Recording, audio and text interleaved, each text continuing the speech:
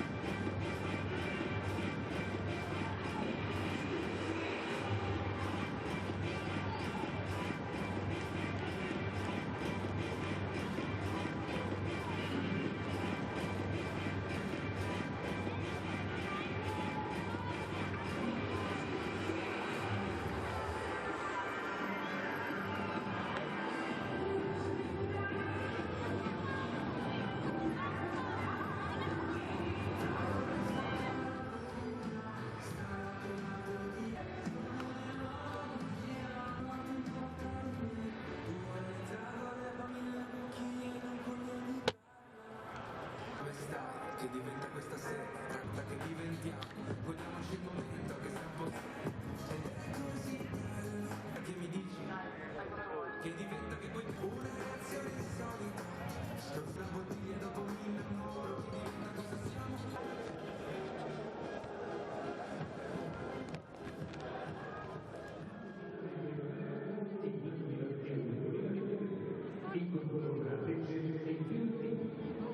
Arbitro, il signor Mario assistente il signor Federico Francesco, quarto ufficiale il signor Michele.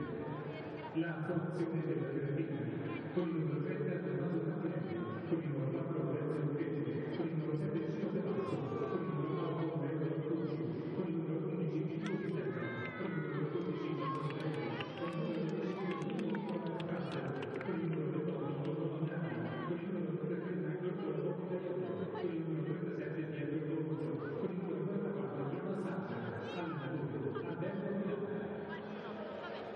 E la formazione del Lecce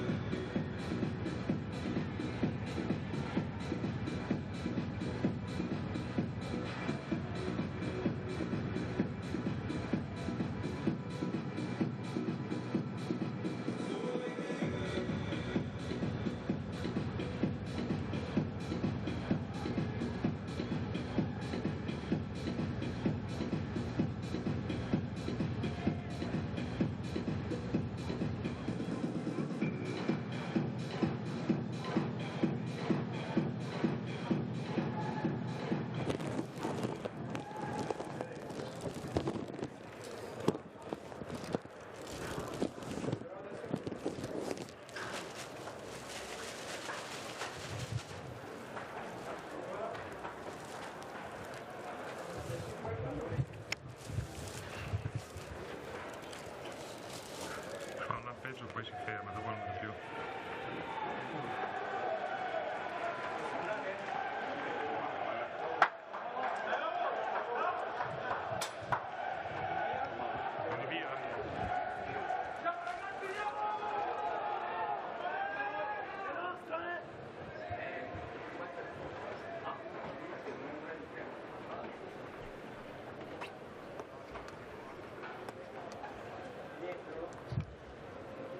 Good evening, ladies and gentlemen, and a very warm welcome to our live coverage of the Primavera team final between Lecce and Fiorentina. We're on neutral ground at the home of the Nero Verdi Sassuolo and the wonderful Mapei Stadium for this one. Lecce have dominated the Primavera all season, finishing in top place of the regular campaign, and there is a sense of hierarchy being respected with Federico Copitelli's players reaching the final and a chance to win this wonderful trophy.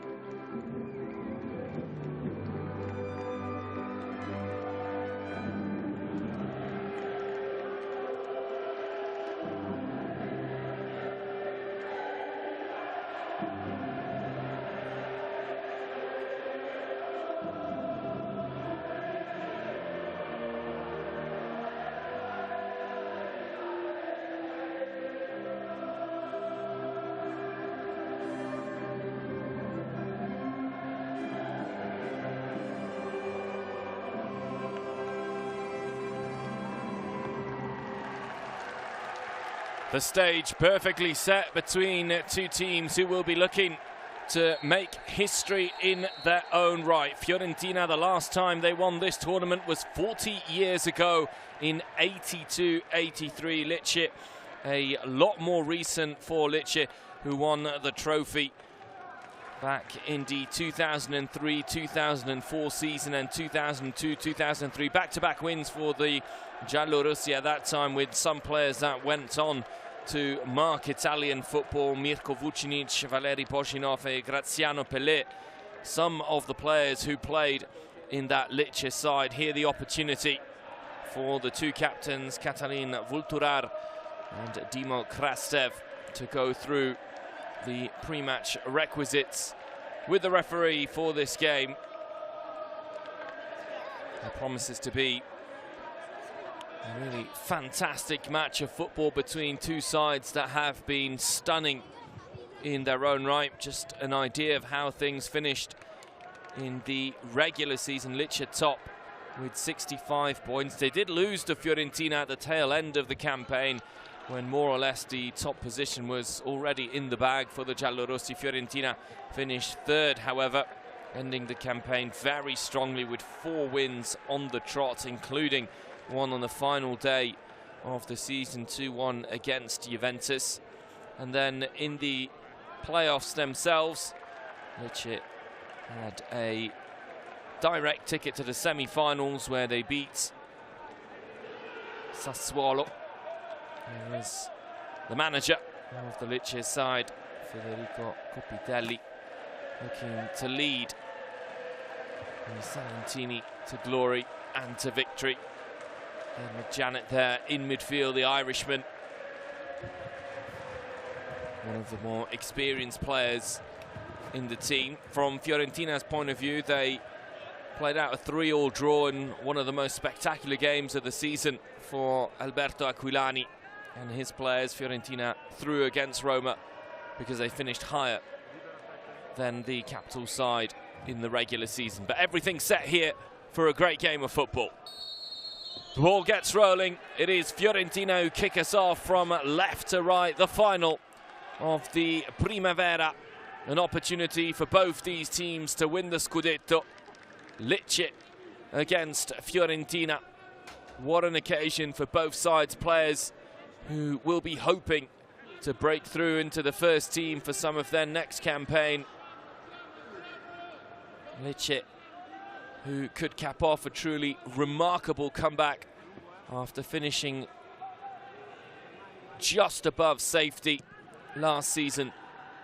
A year on, they finished top of the qualifying group. An absolutely unbelievable story for Fiorentina. The club as a whole, really, not only the Primavera side. It's a story of finals this season. Final of the Conference League, lost against West Ham. The final of the Coppa Italia as well for the senior team. Final of the Coppa Italia for Fiorentina. And the Primavera squad, which they lost to Roma a little bit earlier on in the season. And now, of course, the final, and a place and a chance to win the Scudetto itself. Tommaso Martinelli in goal. We have to say that Fiorentina, by and large,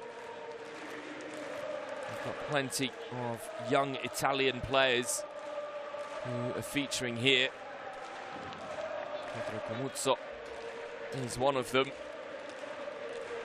Whereas perhaps a little bit more surprisingly, Lecce have not got one outfield Italian player starting this match. They've relied on a really influential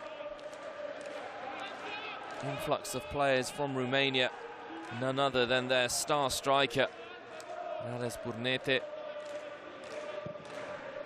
who's got 20 goals this season in the regular season and finished capocannoniere of the Primavera Championship. There he is there, the big number 9, Marco Baroni, keeping a close eye. Marco Baroni, the head coach of Lecce's first team, keeping a close eye on the young Romanian throughout the season, just as Hassan Cisse and Lorenzo Colombo were making their way through the ranks and really helped Lecce stay afloat at the end of the campaign. First free kick here, swung in, dangerous delivery, not too far away.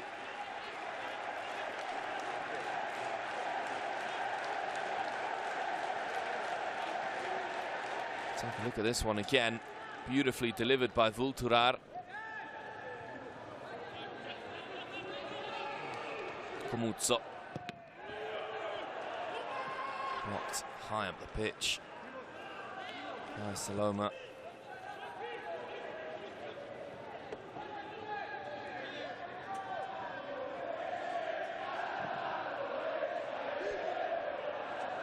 Fiorentina, who were able to beat Lecce 2-0 when these two sides last met on the 13th of May, so not too long ago at all. Ciro Capasso, who's at the bottom of your screen there, who opened the score with a penalty in the first half.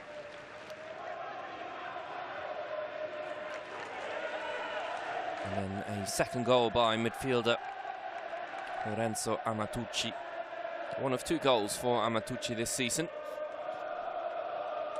With 20 minutes left to play, which more or less wrapped up the result. Alberto Aquilani knows that he can rely on players who are really going to give their all for the team. Lorenzo Lucchesi there putting the ball out of play. And it is Lecce who are looking to start the game a little bit faster. Who've certainly got their foot on the ball. No ball, Lucchesi again in the way. Here is the central defender with a long clearance, headed back in. Lucchesi once more, he's given it away though. Lecce can build on this.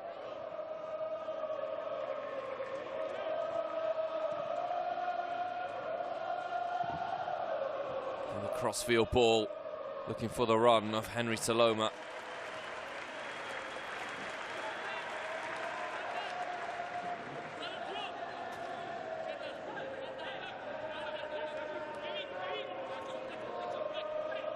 Last game between Fiorentina and Lecce.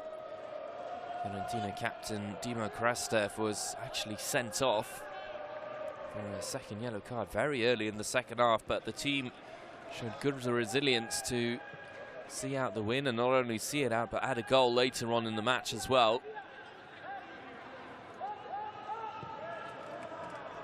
Dimo Krastev, who is one of the few foreigners starting the game today for La Viola. The Bulgarian has 2 goals, one of the more experienced players at 20 years of age in the starting 11 as well. Particularly compared to some of the other younger members of the squad. Niccolò Nardi is playing in a false number 9 position. That's the news that we were given. Jonas Harder as well. Number 44. One of the younger players, just 17 years of age for Jonas Harder.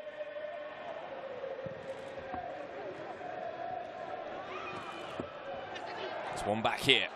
And this could be dangerous. Burnete has threaded it through. Good opportunity, brilliant tackle. That's a very, very important tackle. Big chance there, but Lucchesi slid in wonderfully to deny Berisha.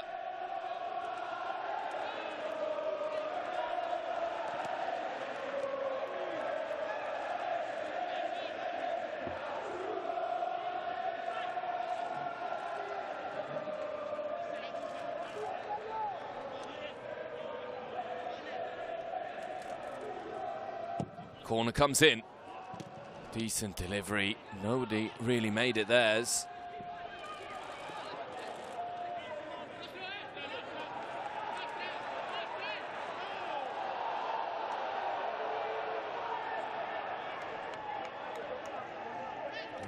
Unhappy with the call there. They believe that they were the ones who should have had the ball.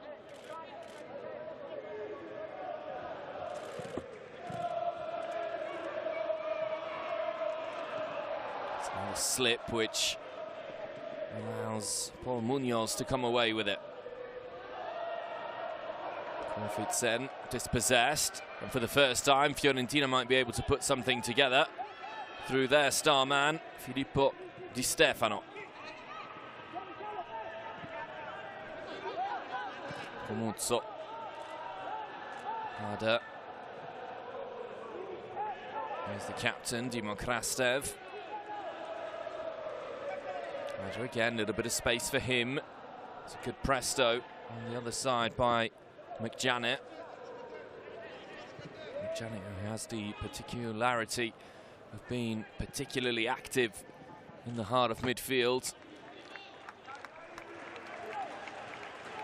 It is a trademark, perhaps, of those English and Irish players who work ever so hard. Ed McJanet, who wasn't one of the players many believe would start this game, but obviously been training well and shown positives to his play. Jonas Harder winning a corner there for Fiorentina. It would really be heartbreaking if the club as a whole were to lose 4 finals in the same year.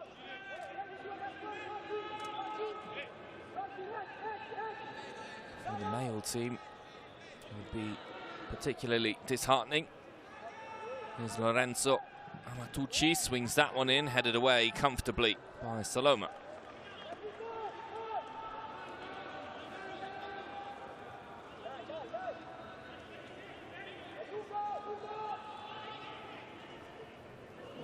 Another rising star of Italian football, Michael Coyote, who scored the winning goal against Torino in the semi-finals and the only goal in that match against Toro.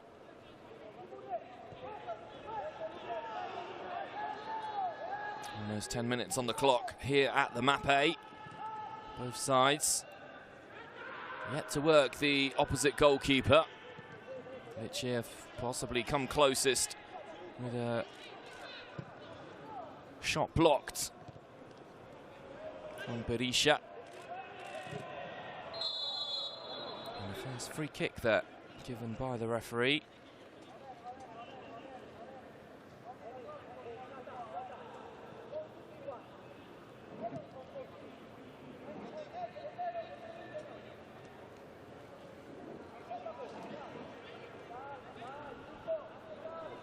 Mario Saya is the referee for this match.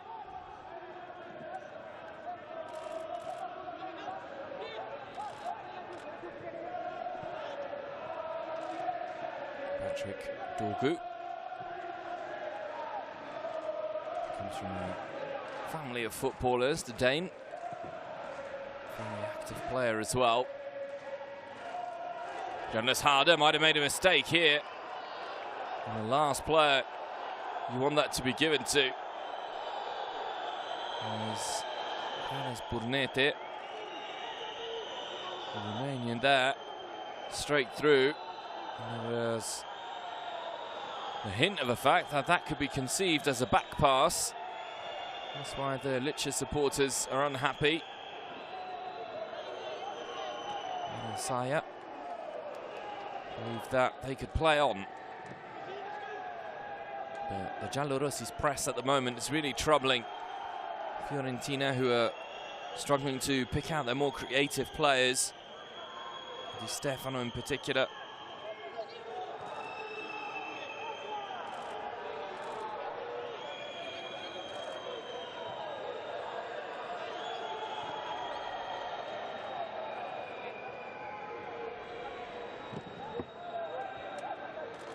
That's a good pass though to find Capasso. Just ran out of play, Chino Capasso. There's plenty of tricks.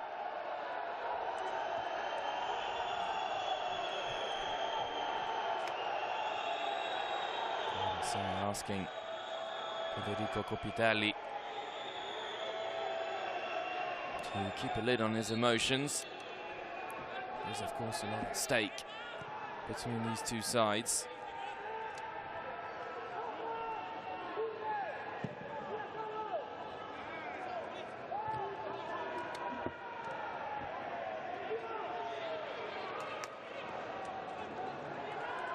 Ball goes out wide. Berisha playing Munoz in.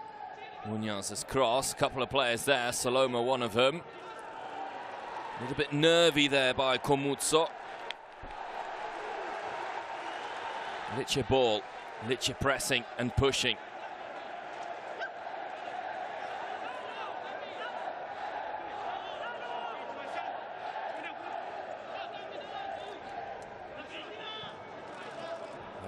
Comuzzo showed great awareness to let the ball go.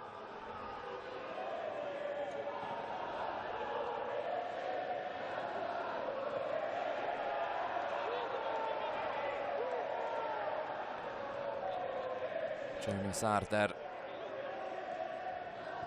Seen a lot of the ball in midfield for Fiorentina, and you can already see, despite his young age, the commanding stature that he possesses. Plenty of role models in that position when you look at the first team. Sufyan Amrabat, Bonaventura was perhaps a little bit more attacking. There is more of a holding midfielder, but you can see his teammate there, Lorenzo Amatucci, coming really deep to try and help out the creative spirit. Might come through Coyote.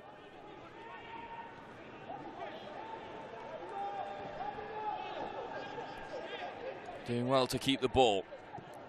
Krastev played forwards. That's a lunge there. Not the best challenge by Nicolò Nardi.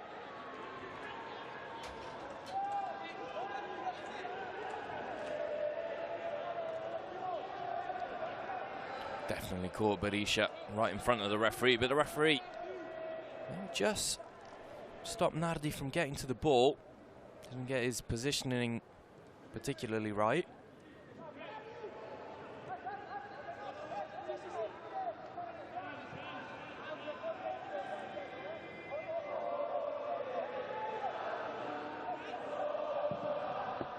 Head away by Borbei. But still Lecce in possession of the ball.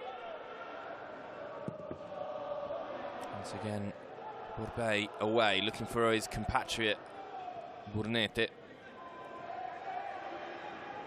It's a poor touch by Coyote, but equally the pass behind it. You can really feel the nerves of both sides at the moment.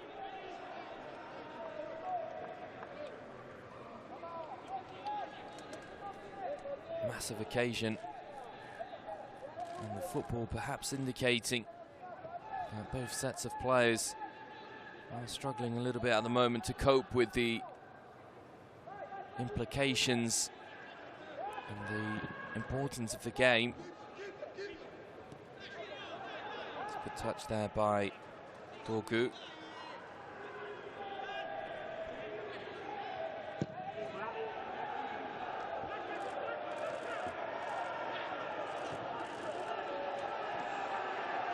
Martinelli under pressure by Saloma. It's a good header there. Fortunar. Now McJanet. Saloma this time can run at Comuzzo. It's not a bad ball across. Easily cut out by the Fiorentina players. Amatucci.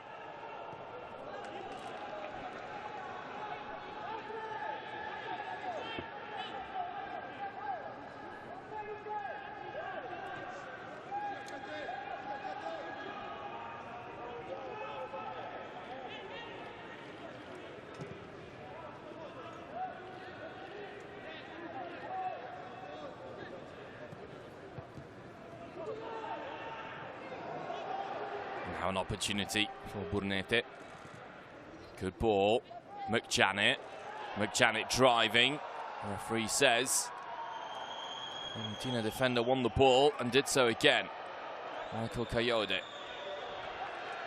The Viola can break here. Again, the pass not the best. You could see the frustration on the sidelines there from Aquilani.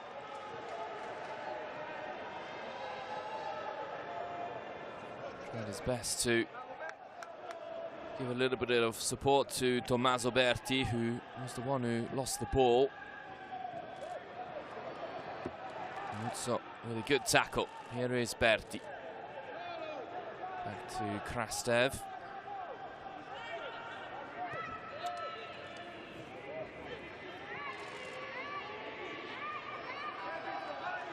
Fiorentina struggling to get out of the tight marking. Capasso, he's the one who can make something happen.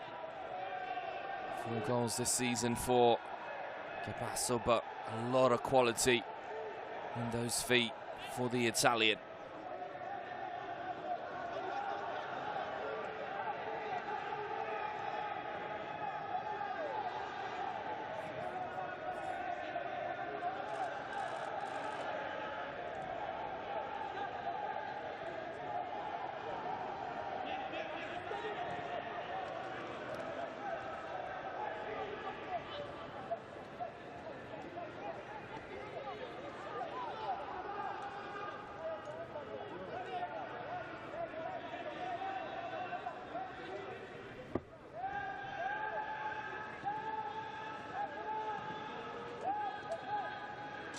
Viola still keeping the ball.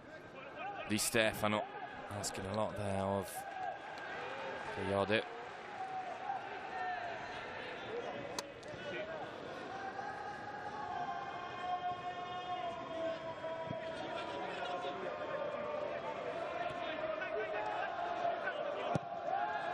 Thank you.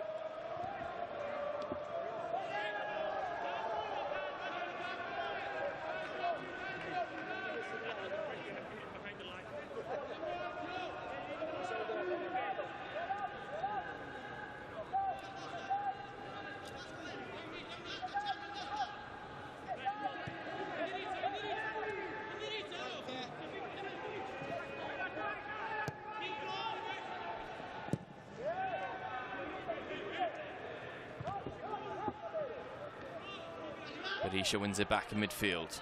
Vulturar. All the way back to Hasic. Challenge, tough tackle. Jonas Arder is going to be called up by the referee for dissent as well.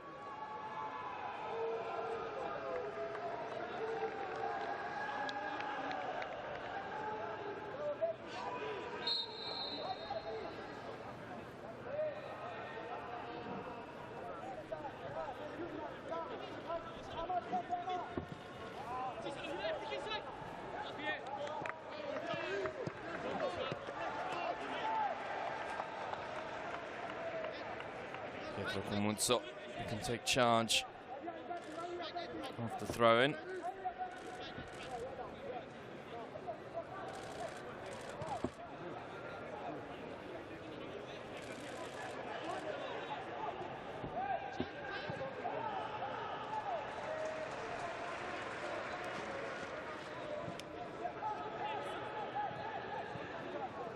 There's Dorgu, Danish under-19 international. He scored a couple of goals for his country, fouled by Capasso. He's going to be on the ball again. Lecce trying to weave their way through a very tight defence. Saloma followed and stopped by Comuzzo. Busy game for Pietro Comuzzo at the moment.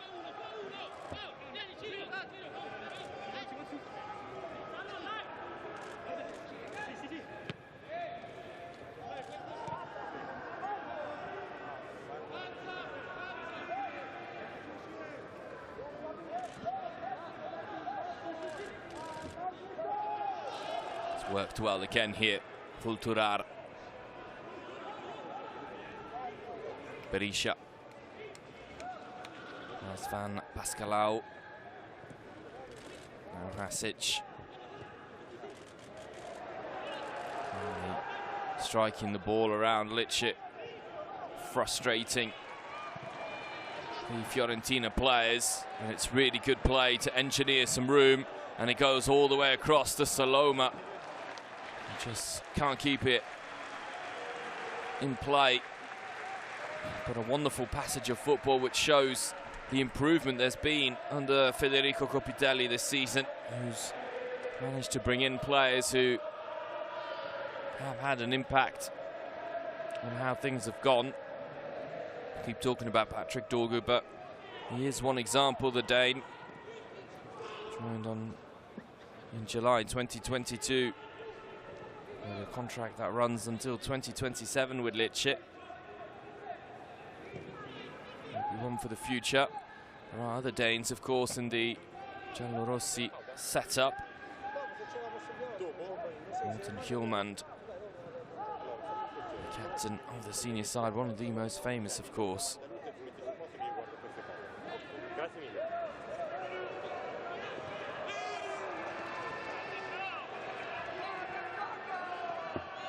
Play down here for La Viola. There might be concern. Pascalau.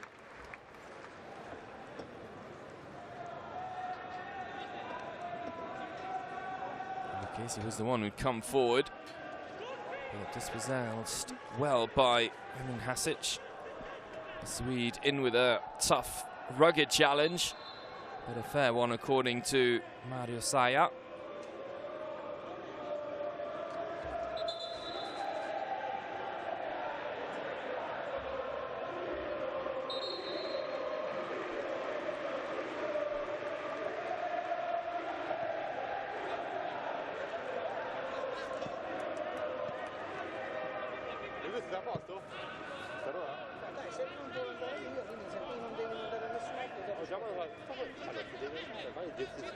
Alexandru Borbey with one of the few touches on the ball he's had in the first half. It's the one thing this game's been missing. You can tell that there's the know-how of Italian football coming to the fore. That solid base at the back. Brilliant technique. Assurance on the ball, which is a quality that is certainly lacking perhaps at this stage of young players' careers in other parts of the world. The basics here, so important. Open up here for Momenti, but couldn't get on the end of the ball. Talking to Sport Italia, who are broadcasting the game in Italy ahead of the match. And as Burnete was saying, he was very happy about winning the Capocannoniere, which is the top scorer in the league, accolade this season. But that it was, of course, a team game, and that his teammates had allowed him to do so. Dorgu wins the ball back in a good position. Here's McJanet. Here's the Dane once again.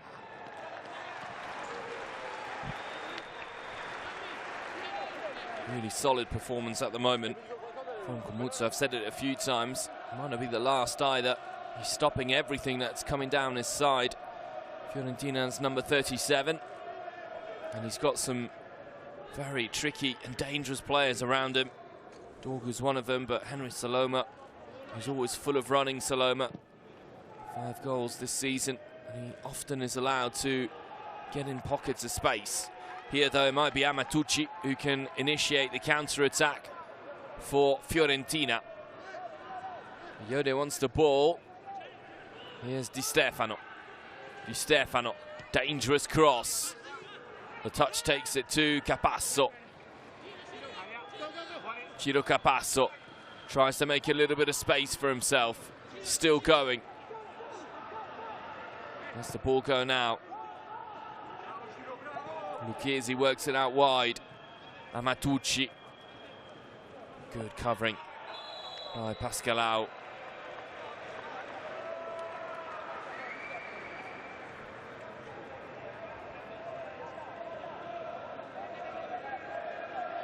One of Fiorentina's most promising spells of possession there.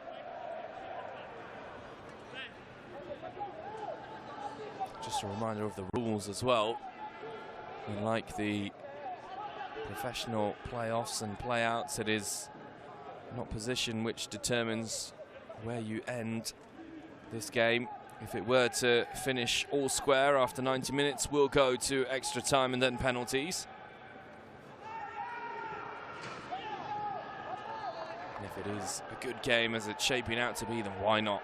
All the more pleasure for us as neutrals.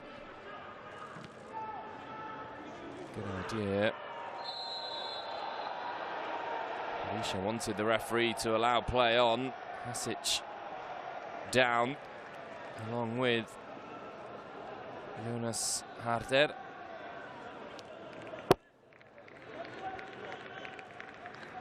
Almost looks like it's the Fiorentina man who's come off worse here.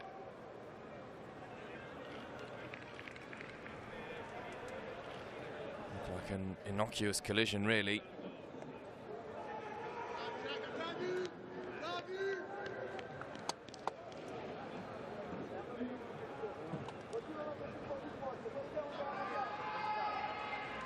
First yellow card of the game, shown to the Fiorentina midfielder.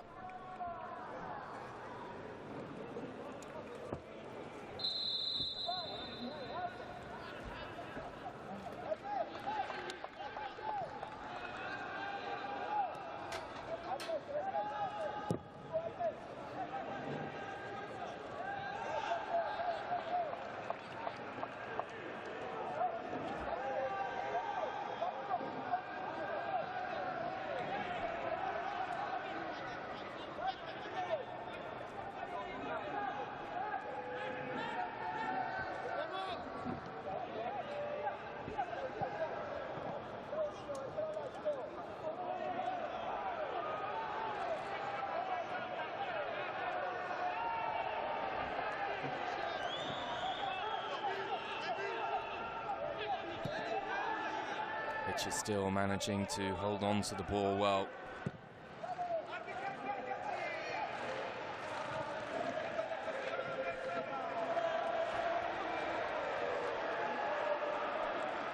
Now it's Lecce's turn to come forward.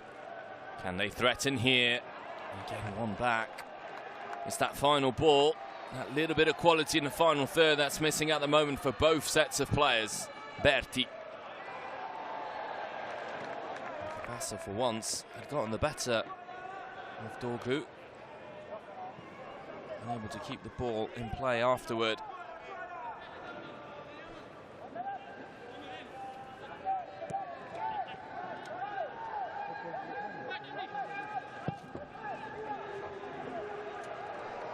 Ball over the top. Saloma chasing. Corner kick for Lecce.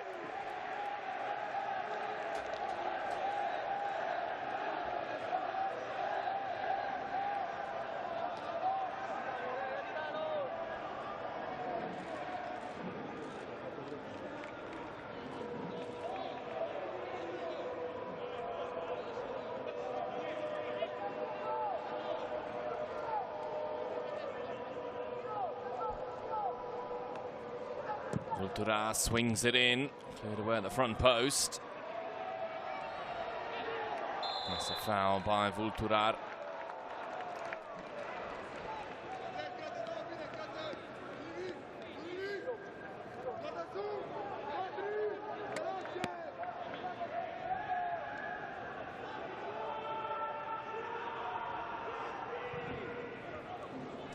One player we're seeing very little of at the moment from Lecce's point of view is Jeppe Korfitsen, whose biggest involvement may be that yellow card. The man who scored 10 goals this season. Foul born out of frustration, undoubtedly, from the Danes' point of view. Di Stefano opens up for him, goes for goal, blocked well there. Nardes kept it in. Trying to wriggle free, finds a teammate. There's bodies in the middle here. If the ball were to come in, and it goes straight through into the arms of Borbey.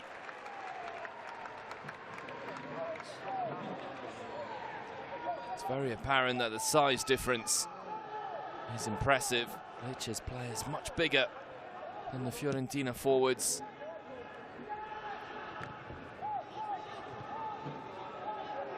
Janet trading there. It goes all the way back to Martinelli, who's made a mess of it. Martinelli spills it. It falls. McJanet, where's the ball going?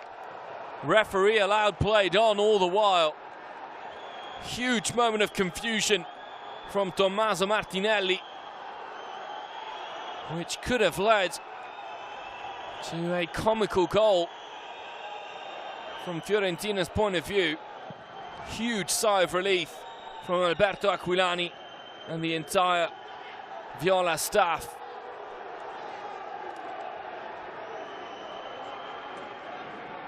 Take a look at this again. Played back by Krastev. Martinelli there just with a wild swing. Burnette just goes up for the ball.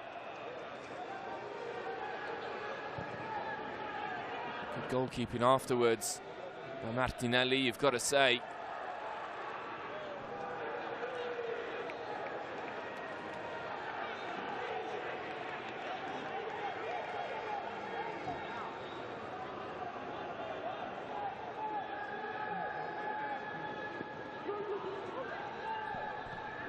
Two national titles for Lecce in the Primavera category, 2002, 2003, 2003, 2004, where they really dominated proceedings in Italy from a academy point of view during those years, unearthing talent such as Mirko Vucinic, Valery Bozhinov and Graziano Pelé.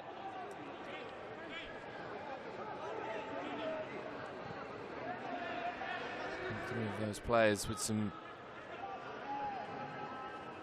really good careers.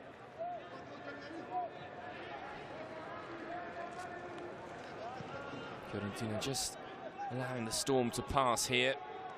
Viola have won this trophy 3 times in their history. And the last one all the way back in 82-83. 40 years ago, 40 years of difficulty for Fiorentina. Here's Ciro Capasso. Capasso still trying to set himself on his favoured left foot, but it just doesn't want to sit for him at the moment. Good work there by Berti.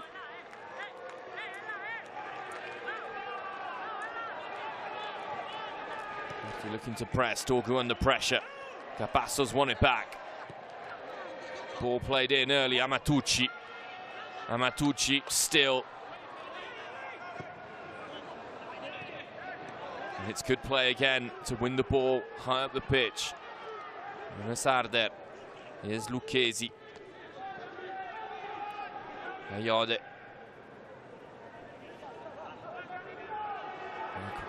Forced backward. Krastev needs to be careful. Fouled by Burnette. Not particularly happy, the Romanian.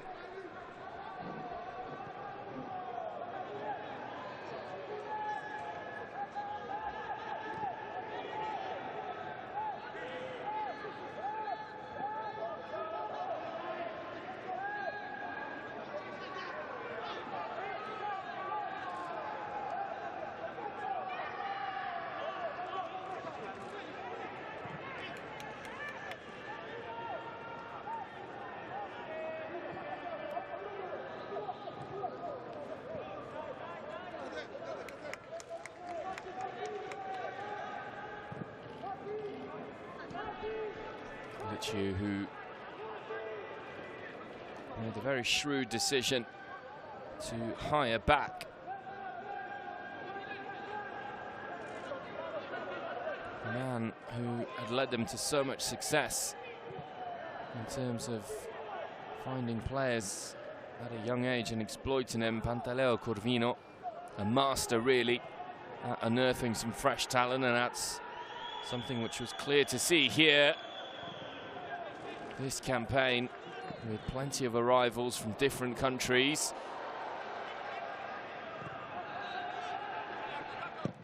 Bardi looking to press. Good header by Krastev. Berti. Easy touch. Amatucci. Ayode. Berti looking to make up ground if he can pick it up in a pocket of space. There's Jonas Arder.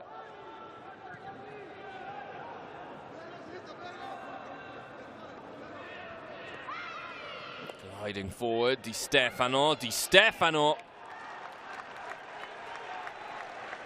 He's a danger man, he really is. Filippo Di Stefano.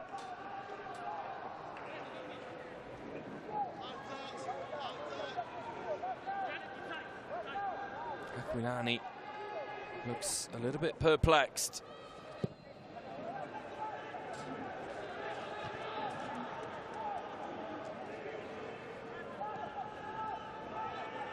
Potrai.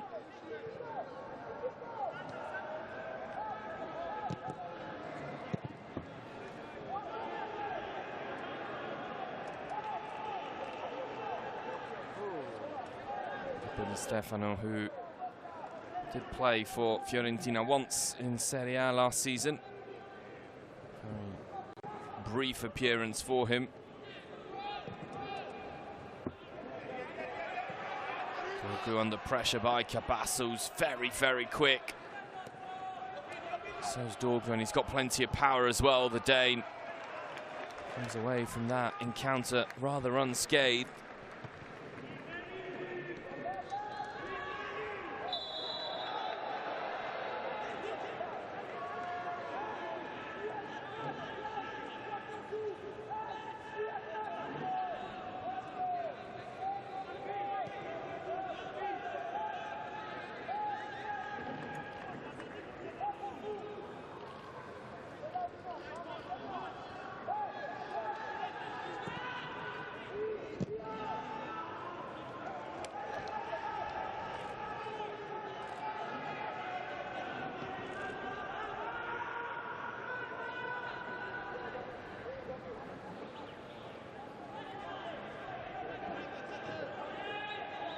Comuzzo, Berti, stuck on his flick, nobody there.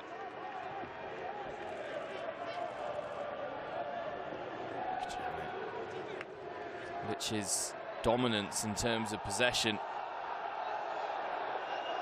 has slowly evaporated.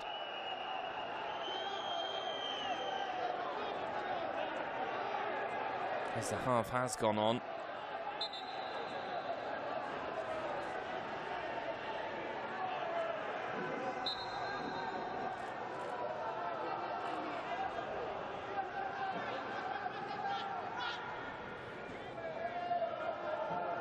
Have started to play much more level in the match. Still not the goal fest that many may have hoped between two of the best teams in the league throughout.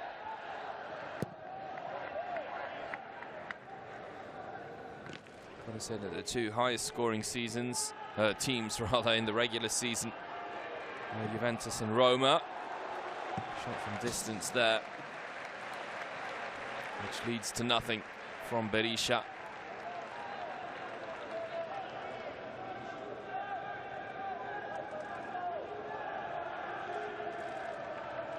Plenty of power behind it, but not very much precision and accuracy with the shot.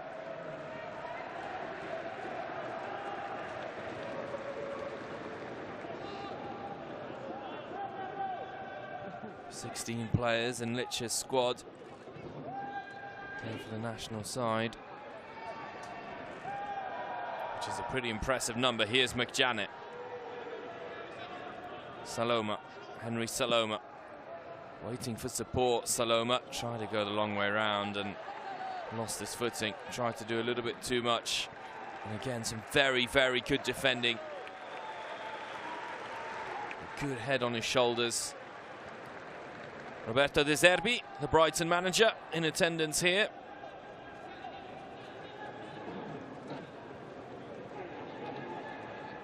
What a season he's had with the Seagulls in the Premier League, leading Brighton to their first ever qualification for Europe and the Europa League. An absolutely remarkable achievement from De Zerbi, who took over from Graham Potter when he went to Chelsea. And then the rest is history for the Italian head coach, who's got a real vested interest, as we all know, in one of these two teams.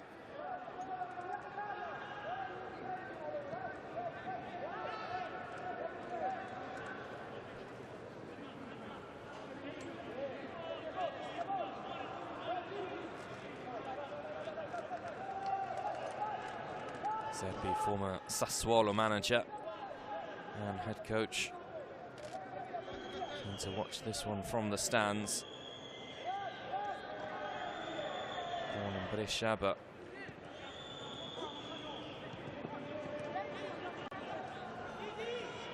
as a manager, as I mentioned, he was head coach of Sassuolo before then moving on to Shakhtar Donetsk, where he had a very short tenure as manager because of the political crisis in Ukraine. Arder, Coyote's on the overlap. Here he is, the young Italian. Good feet, he's powerful, but stood up there. And some excellent defending overall. Lucchesi. Coyote's got away from his marker. Berisha steps in, Coyote still in possession. Lost his footing at the final moment.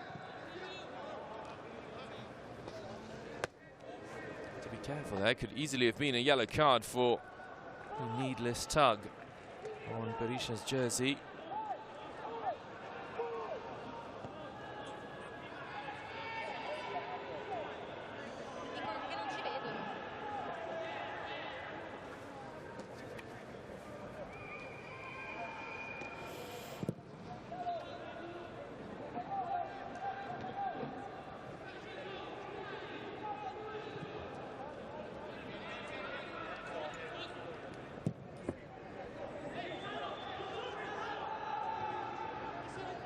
So, and in a way, and half-time here at the Mapei Stadium. No goals between Lecce and Fiorentina. A real tactical battle between both sides. And both sides will have to do much, much better.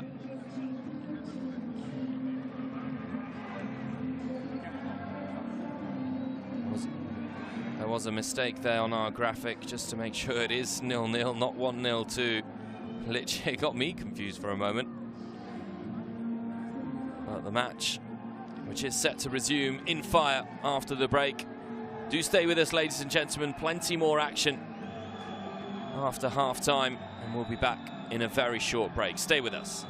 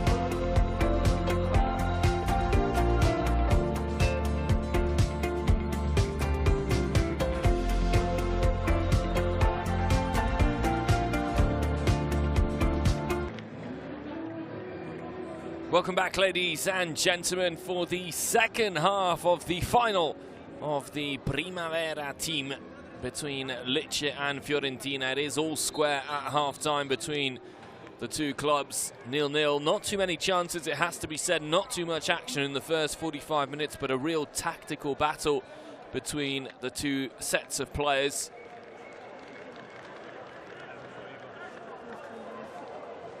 A lot more action and a lot better action required if both sides wish to close this one out before extra time and then penalties, of course. One player, or two players we haven't seen too much of from Lecce's point of view, which will be upsetting for them, is Rares Burnete and Jeppe Korfitsen. Between them, 30 goals this campaign in the Primavera Championship. Off we go for the second half here between Lecce and Fiorentina. Lecce perhaps with the more clear-cut chances in the first half. Fiorentina, who grew throughout the game. Ball lost there. Berti, dispossessed, goes all the way through to Korfitsen. Korfitsen picks it up and drive. Korfitsen still. McJanet. Here's Munoz. No ball in by the Spaniard. Coyote followed quickly. And good defending that time by Catalin Vulturardi, Lecce captain, all the way back to Alexandru Porpei, but already the second half has started on a faster rhythm than the first. Roberto Aquilani and Federico Copitelli will have had a stern word with their players. Perhaps aided them in releasing the shackles and letting go a little bit of the pressure of playing in such an important game. Here's the star man for Fiorentina, Filippo Di Stefano. Di Stefano upset with his teammate Michael Coyote there. The end result for Fiorentina, however, is another lost ball. Talk about the two managers, Federico Copitelli, who joined as the head coach of the Primavera side in July 2022.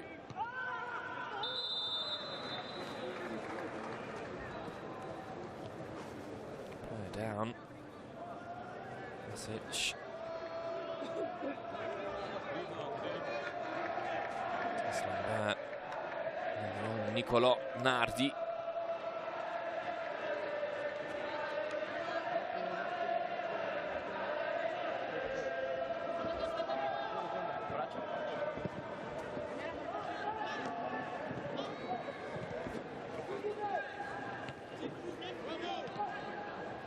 Copitelli was in charge of Torino's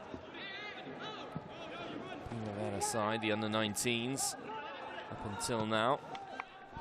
He clears away. Alberto Aquilani's been in post for a little bit longer. Of course, has a much tighter bond with Fiorentina, whom he played for as a player as well, and was assistant coach of La Viola before becoming head coach of the Primavera side. His record against Lecce overall isn't the best, just the one victory, 2 defeats and a draw. Very even record, however, against Federico Copitelli. 2 wins, 2 draws. Berisha going for goal there.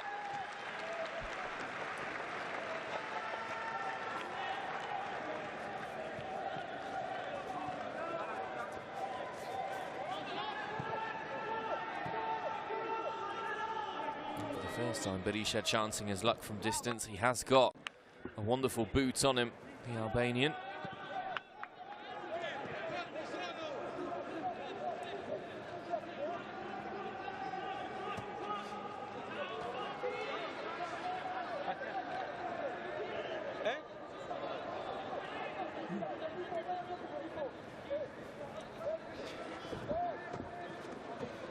Di Stefano. A little bit more central in the second half. Di Stefano goes to ground, but a good tackle. Korfitsen fouled.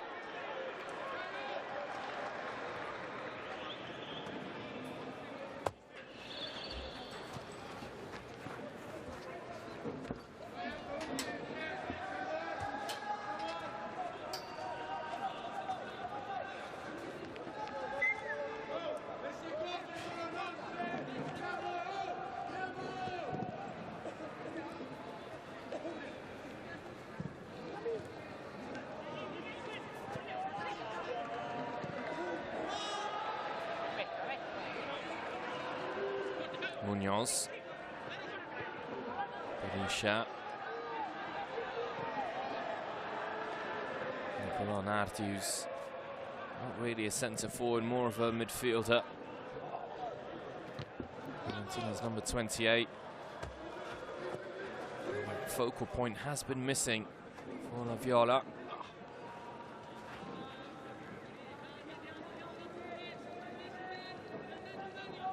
Michael Coyote scored that wonderful goal against Torino to send Fiorentina through to the final of the Primavera and a chance to win the Scudetto. In the previous match against Roma, Di Stefano with 2 goals before Krastev scored a 93rd minute winner, or equalising goal rather, which meant that Fiorentina went through in virtue of a higher finish in the league. Here is Di Stefano.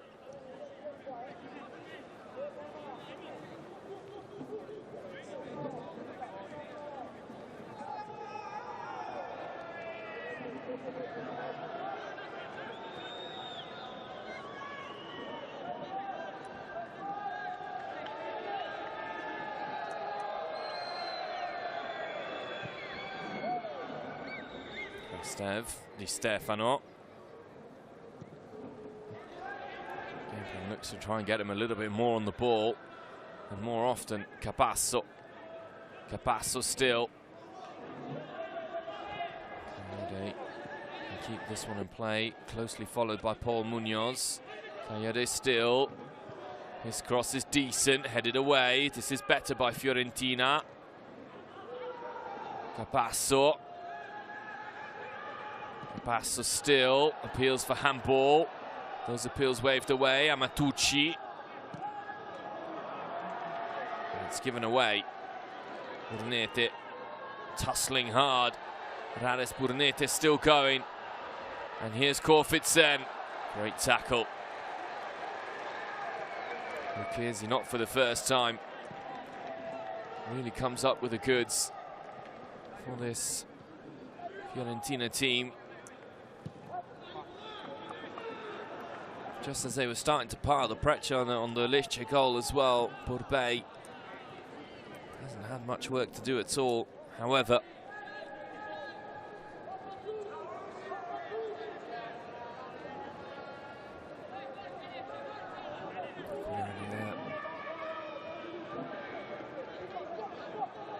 still waiting to make something happen. We're talking about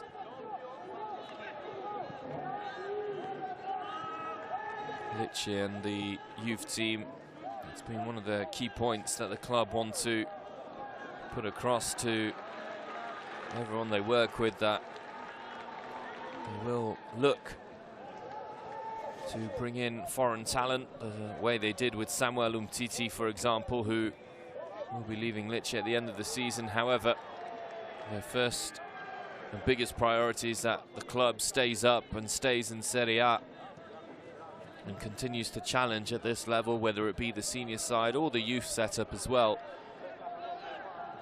With the resources they do have, that the club doesn't meet a sad ending by going into administration or is caught with financial difficulties. That is very clearly the message sent by the Lecce hierarchy.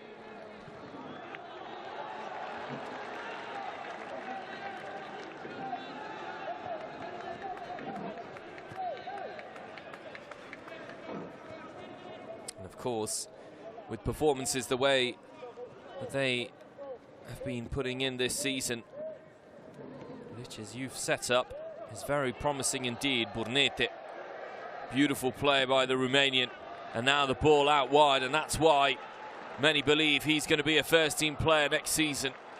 Corner won by Patrick Dorgu. Once again, a very good tackle by Pietro Comuzzo.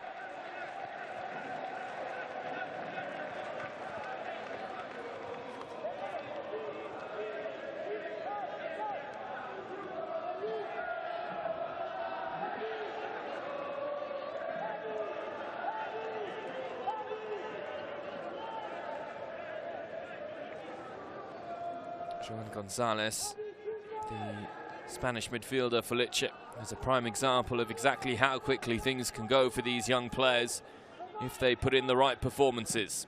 Corner swung in. Martinelli got a hand to it. Korfitsen. Plenty of bodies there, all the way to the back post. Goal kick, the decision from referee Mario Saya.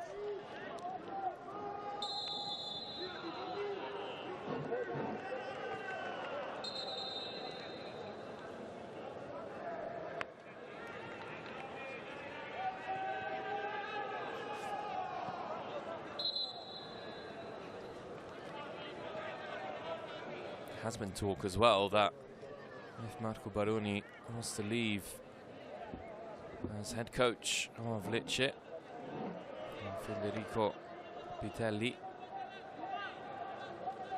could be one of the candidates to replace Baroni.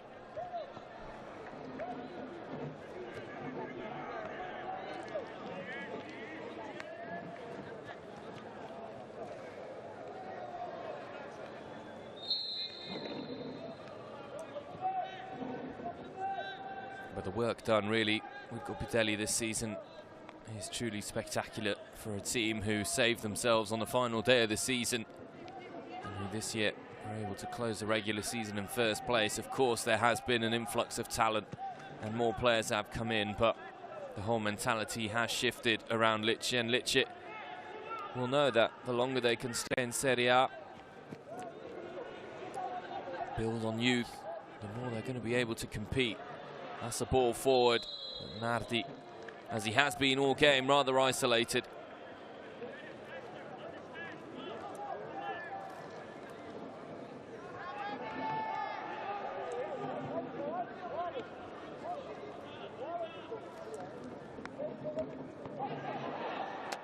Munoz.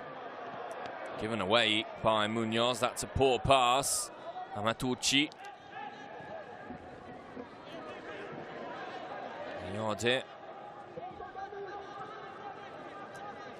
Nardi a little bit deeper and in a more comfortable position, I dare say.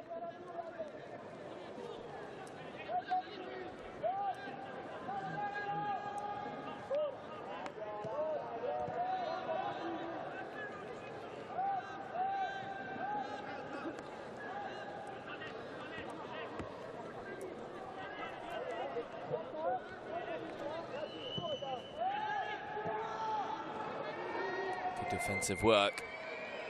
Korfitsen can come away with it. Korfitsen, he's been limited to scraps to Dane.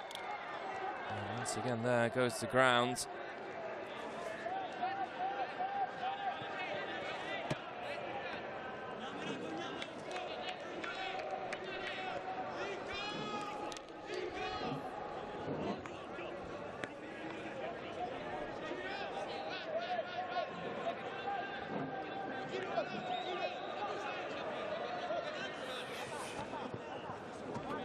Danger here from the free kick.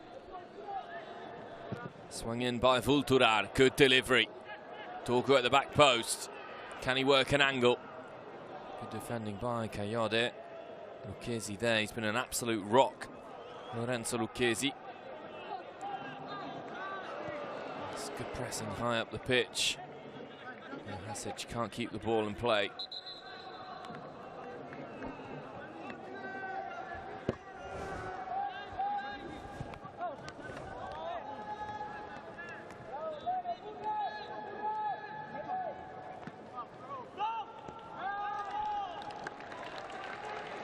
Approaching the hour mark here at the Map A. Still no goals between Lecce and Fiorentina.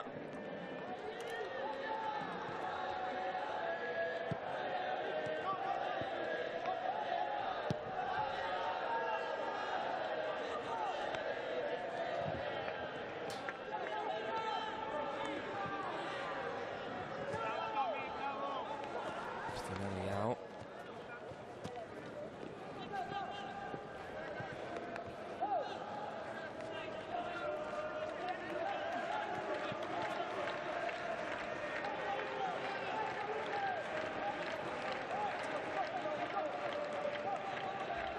Lucchesi. Tries hardest, the only player from Fiorentina's point of view who received a yellow card. Here's Amatucci. Once again, the young Italian.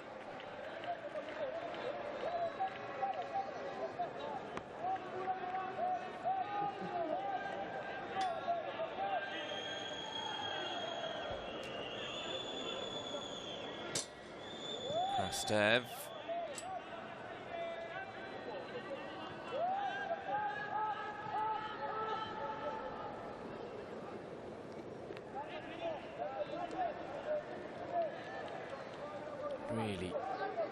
Really close game between these two sides. Both teams unwilling to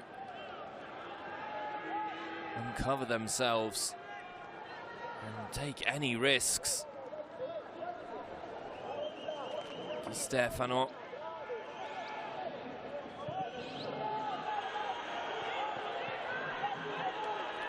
Past that.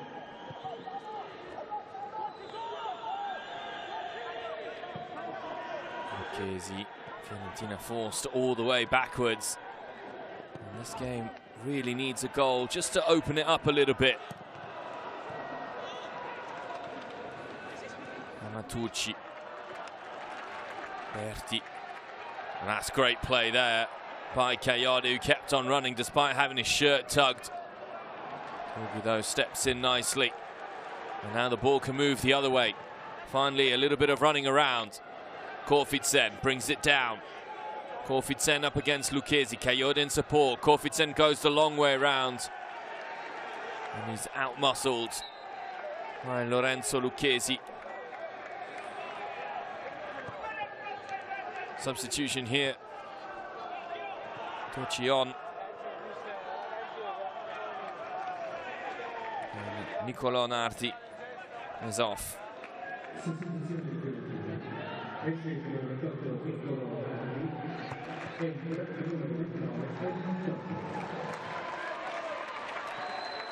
Leon Torci, who is one of Fiorentina's longest serving youth players. Arrived in August 2020. Has a contract that runs until 2026. The centre forward.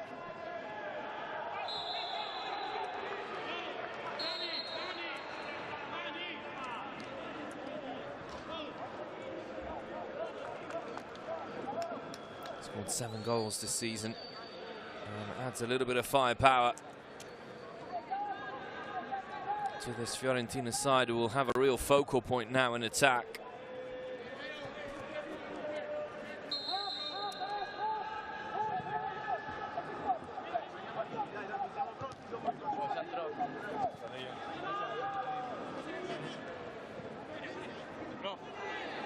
Play by Amatucci. It's Toshi's first involvement. Free kick given.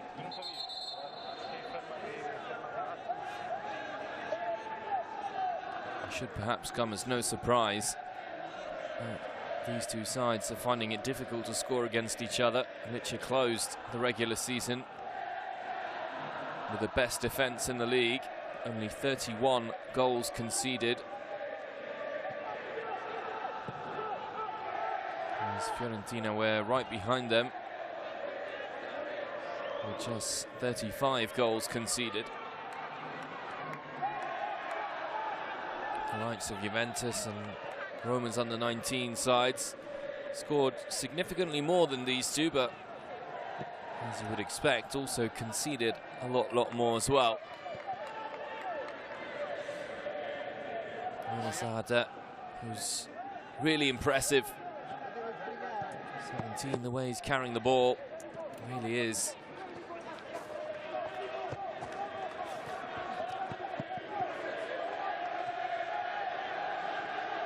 Amatucci. Lucchesi. Amatucci over the top, looking for Di Stefano. Di Stefano. Whistled by Munoz, who's given it immediately away. Senzon, yellow card, has to be careful. Oh, tug of the shirt there. Berti. Another player who's faded a little bit from proceedings. From Lecce's point of view is Madon Berisha. Who's so good technically. Adds a lot to the team. And he's able to get on the ball, get in those pockets of space between midfield and defence, try and make things happen. Apart from 2 shots from distance, haven't really seen much of him.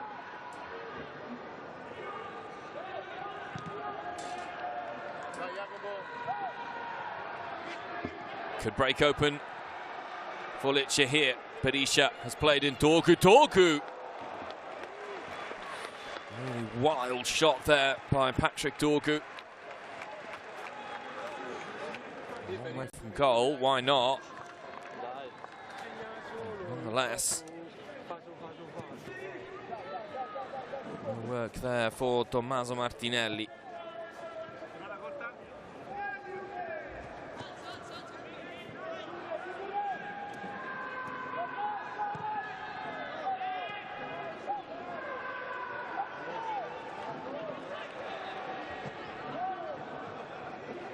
Di Stefano impeded that.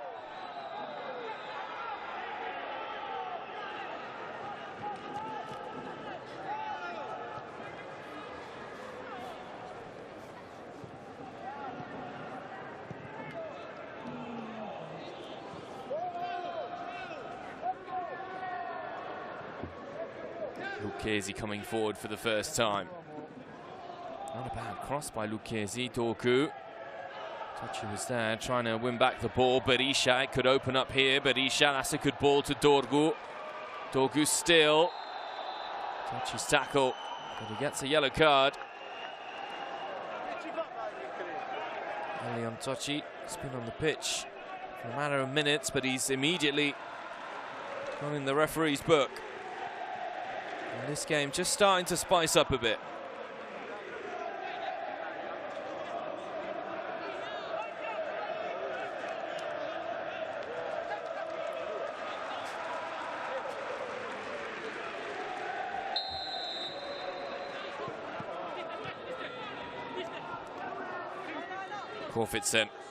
Korfitsen goes for goal. Martinelli this time had to hang on with Burnete. Just waiting for the keeper to spill it. He didn't.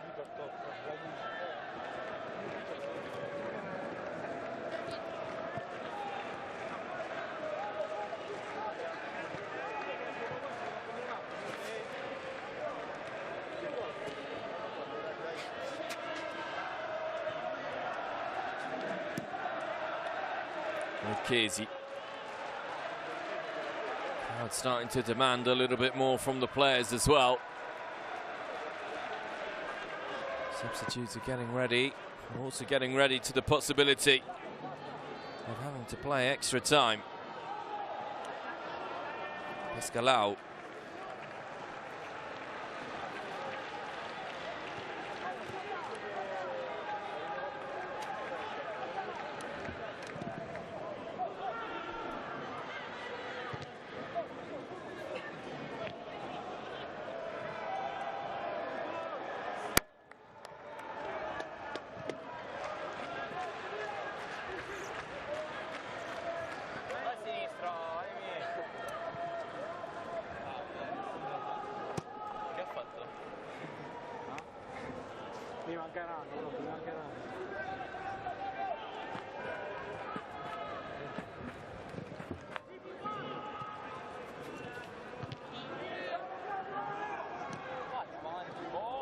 Brought it down. Straight forward by Pascalau.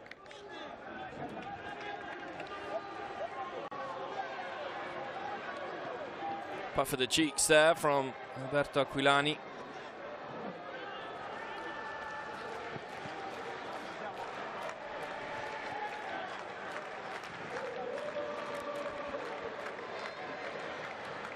Tommaso Martinelli, 17 years old. Really looks the part.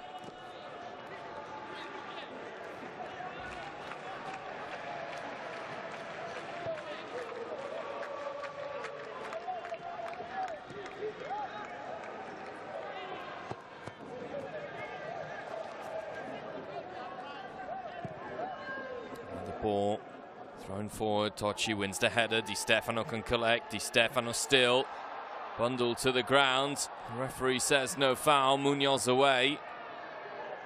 Lucchesi. Matucci.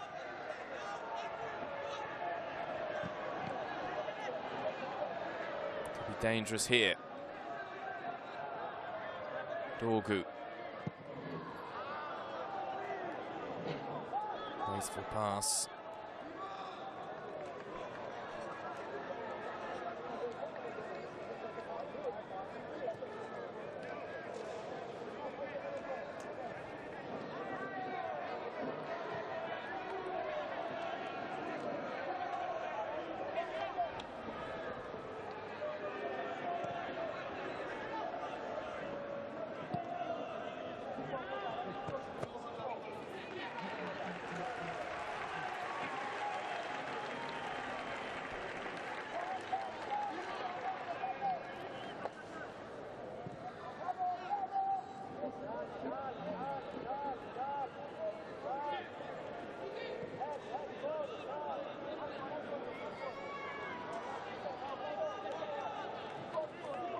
Once again, the ball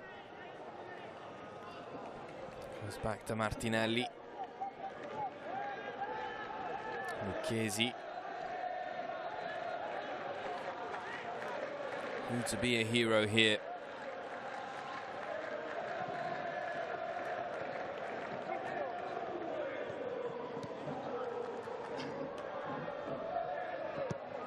Muzzo. Matucci again.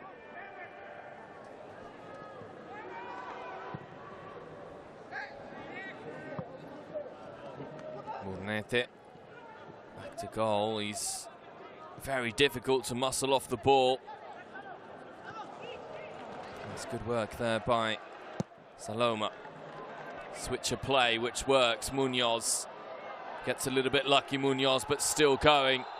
Tackled by Michael Coyote, and a yellow card shown.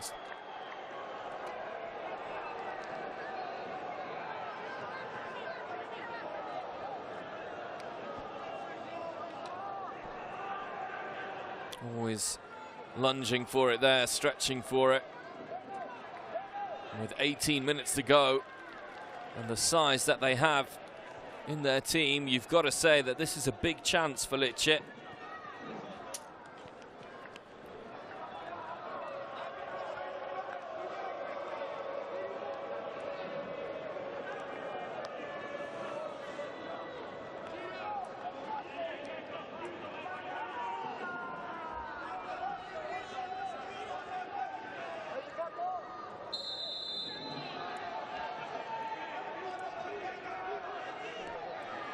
Vulturar standing over it.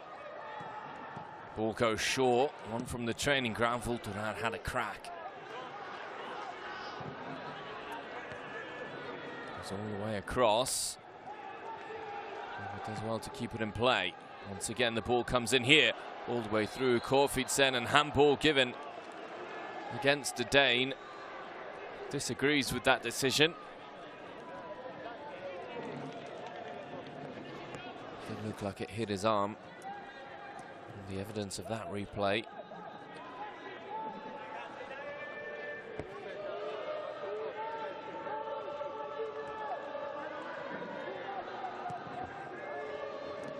And then a glimpse of Roberto De Zerbi, Sassuolo head coach, of course. Stolen by Matucci. Space here for Di Stefano. Matucci. That's a very, very good pass. Haven't seen much of Ciro Capasso. Here he is now. Capasso. Twisting, turning. Trying to wriggle himself free from the two markers around him. Low ball across and cleared away.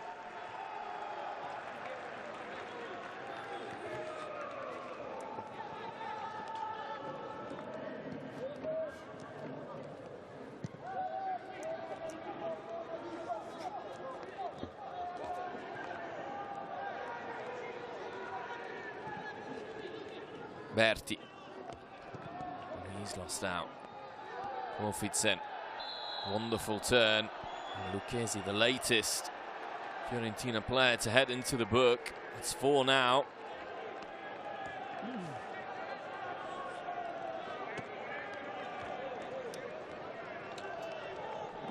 He's boxed in. Jeppe Wolfidsen. Not much he could have done more. We're into the final 15 minutes here at the Mappe. Lecce, Fiorentina still cancelling each other out. A game of very few chances, but now we're into the crucial minutes.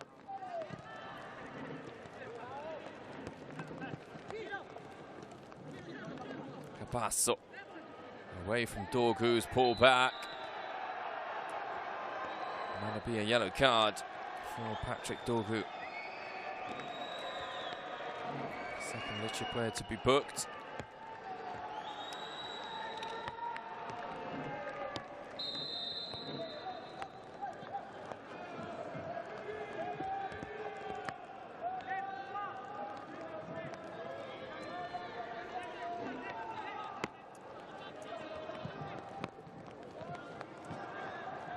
Top and headed away by Pascalau. Tocci.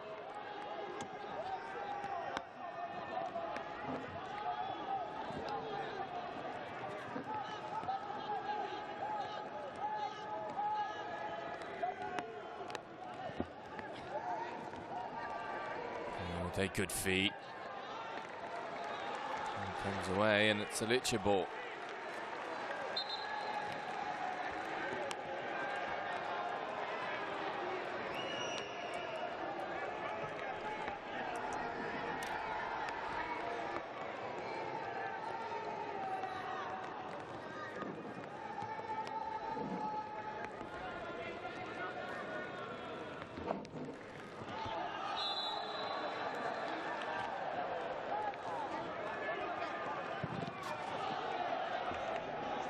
Very happy for play to go on here. It's another scrappy exchange between both sets of players. Burnete trying to get past Amatucci, and Amatucci commits the foul.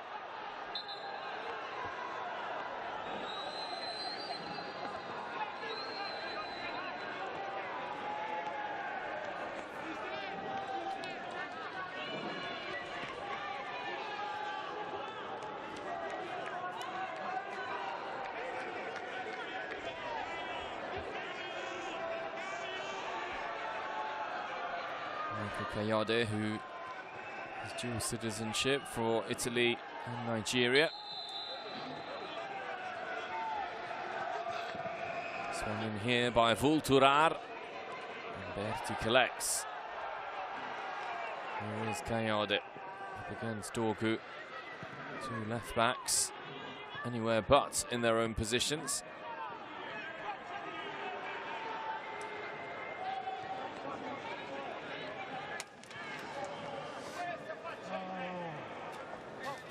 Playing the Juventus setup as well, Michael Kayode.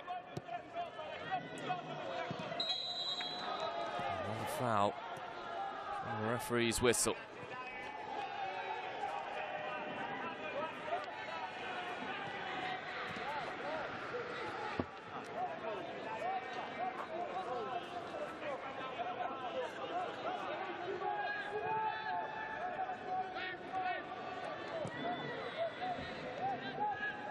Stefano.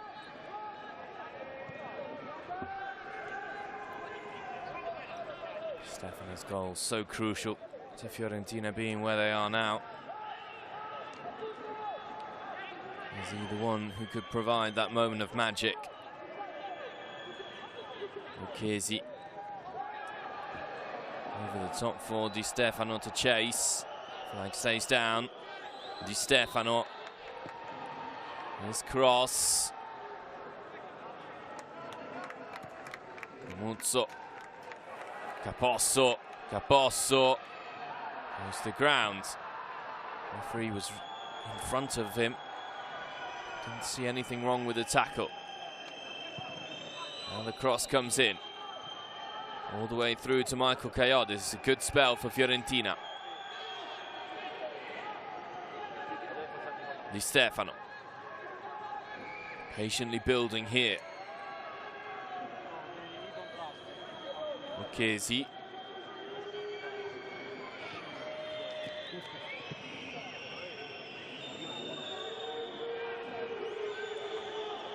Basso, still going. Ball gets away from him ever so slightly. Berisha, good feet. There's Burnete. Trying to pick out Dorgu. Good covering, as he has done throughout the game, by Pietro Comuzzo.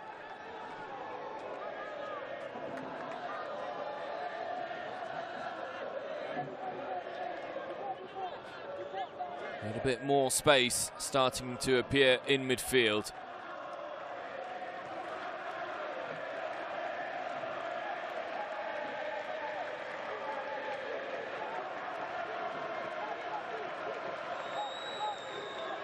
He's under pressure here from Korfitzen. He did well.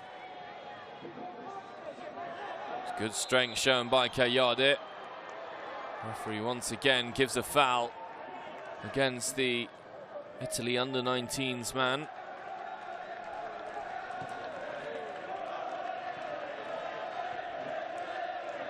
Difficult to say who's going to be able to come out on top of these two sides. At the moment, tempted to say that only a penalty shootout is going to separate them, because both sets of players are so unwilling to move out of their defensive shape at the moment.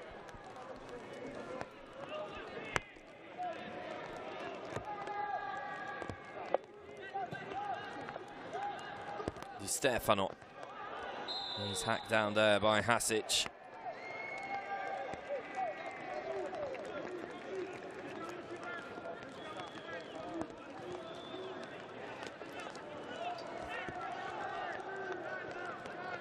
Lecce's first team player, Fabio Lucioni, watching on. He'll be happy at how his teammates have been defending so far. With 8 minutes left to play, thereabouts. Any mistake now will be unforgiving. Aratucci. Lucchesi at the back post, headed across. Nervy moment there for Borbet, but once again dealt with well.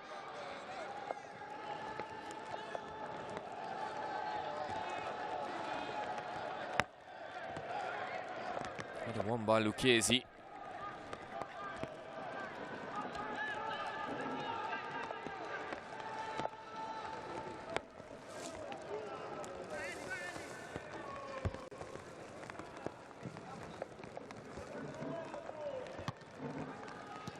Berisha.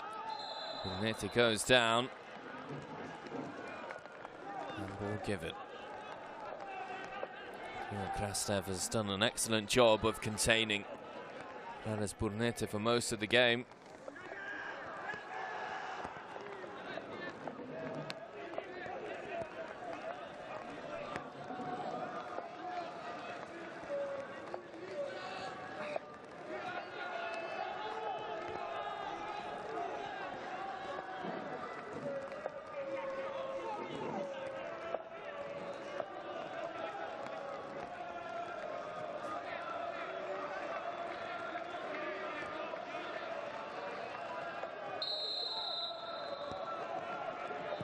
Vulturar.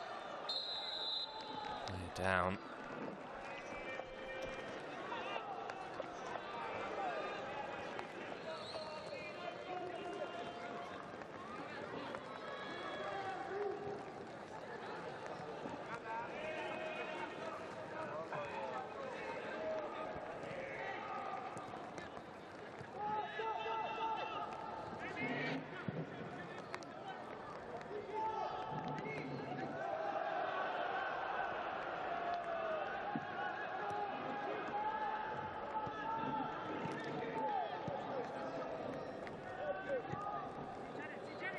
Is fighting hard to win the ball, and he has.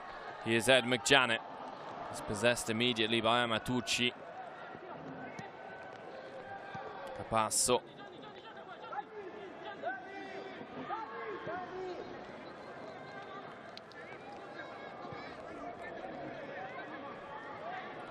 Sarder. Lucchesi. Griffithson once again taking risks by sliding in there. Calculated risk.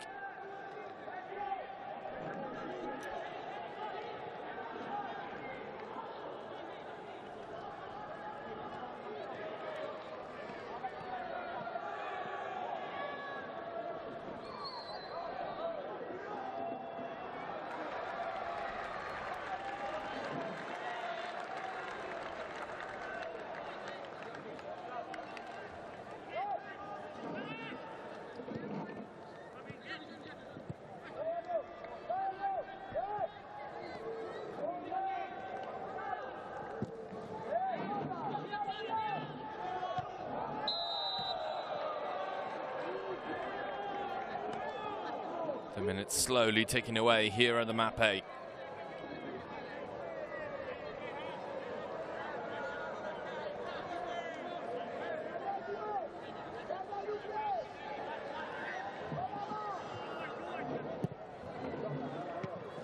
Gorgu.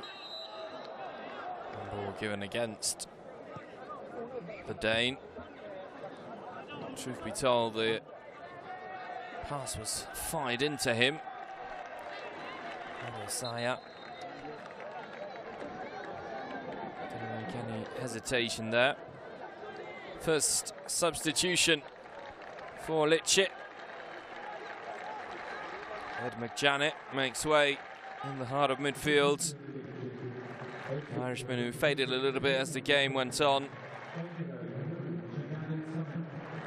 And he's going to be replaced by the Czech Republic's Daniel Samek.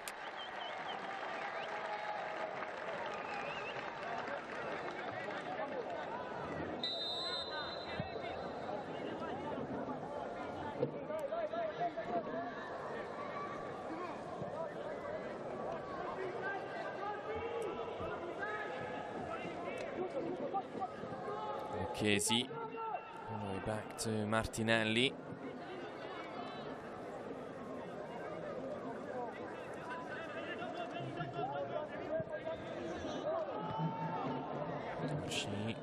Back in midfield, Vulturar tussling. Good play. Almost touched on. Munoz does enough to head the ball away. Looks like he may have hurt himself there, Paul Munoz. Federico Copitelli was very quick to make sure that he wasn't.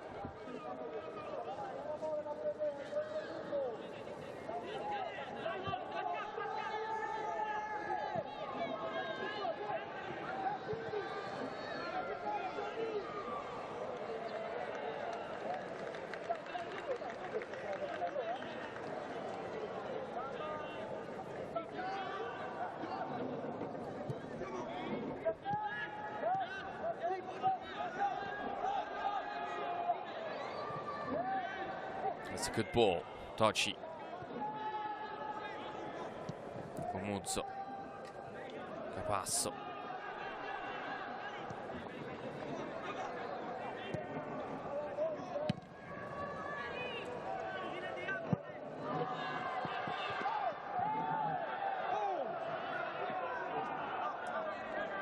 Burnetta there, searching for the foul.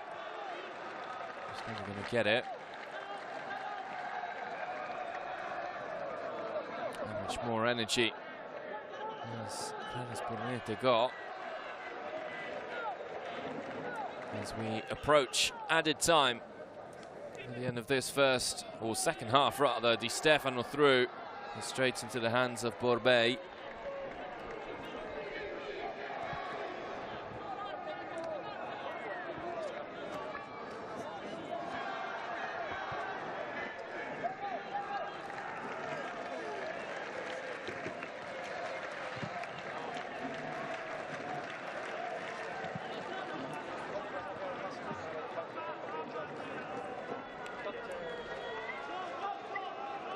2 minutes of added time. Then extra time.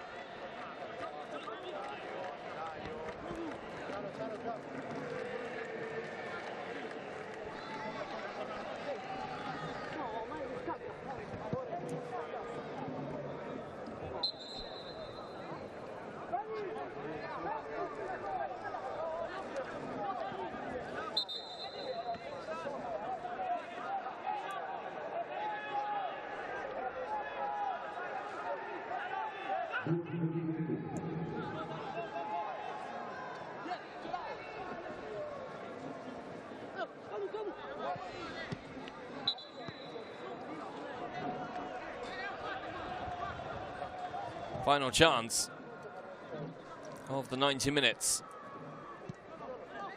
Berisha. Ufficiale made the run.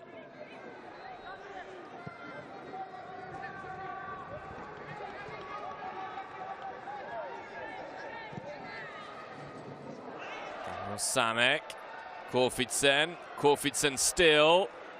Korfitsen tried to play it across to Berisha.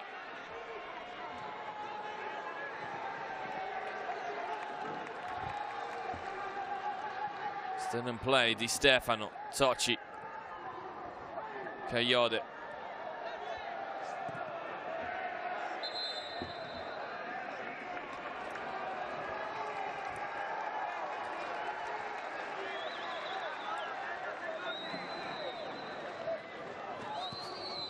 Now 30 seconds left. Then the prospect of an added 30 minutes. There's not even going to be enough time for Munoz to take the throw-in. Extra time it will be. This season of the Primavera team set to go down right to the wire. Lecce and Fiorentina inseparable during the first 90 minutes. Very, very few attempts on target. Both teams will have just a little bit of time to try and freshen up. 0-0. Then an extra 30 minutes for both sets of players to sift through. Chiudiamo rientro.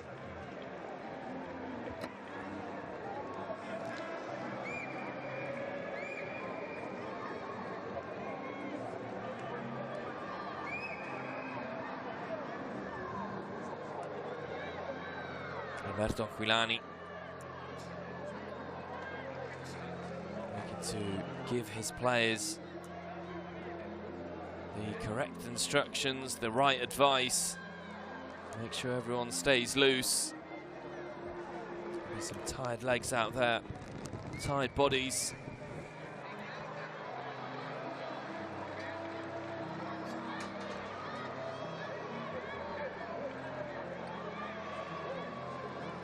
Creativity has been low. Whoever can get that one chance, that one clear-cut chance, they will undoubtedly be the team to win this game.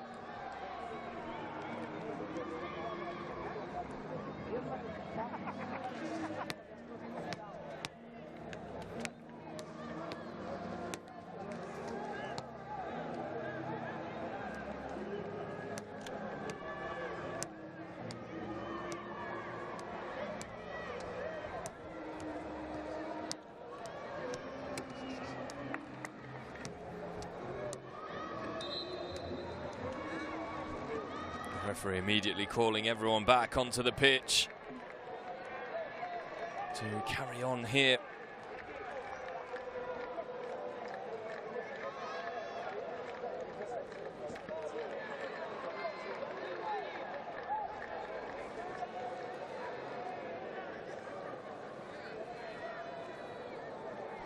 Gustav and Vulturar both still on the pitch.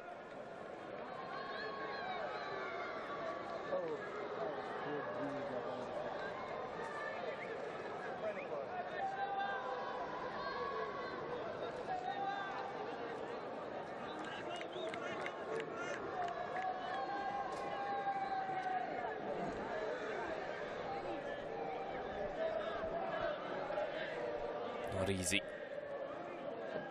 Not an easy way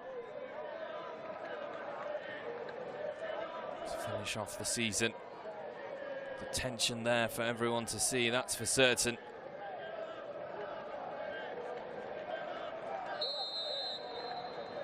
Off we go. First half of extra time here between Lecce and Fiorentina at the Mapei Stadium. It is still 0-0 after 90 minutes, another 30 to separate these two sides.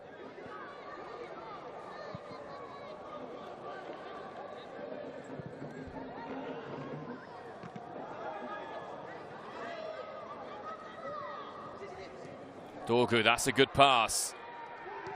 Saloma across. Dorgu still. Good feet. It's a rash challenge. Born out of frustration from Ciro Capasso. They're trying to dribble. In a dangerous situation.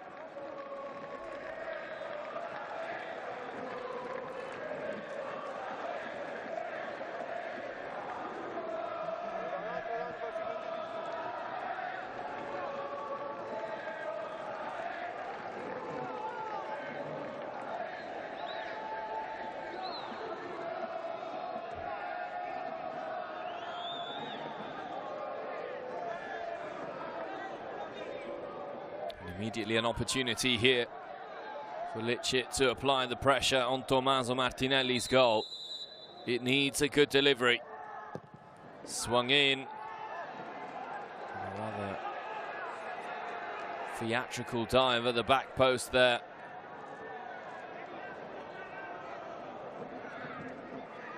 Need going down.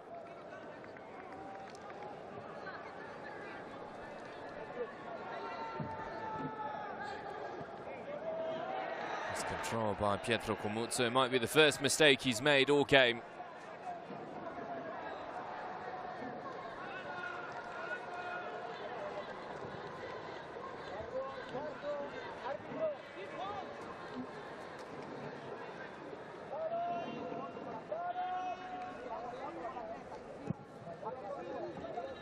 Played forward once again.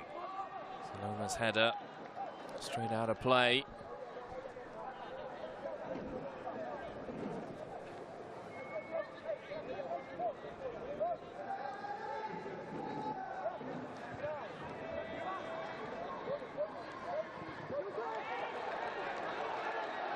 Samek there, and the most out of a tough situation.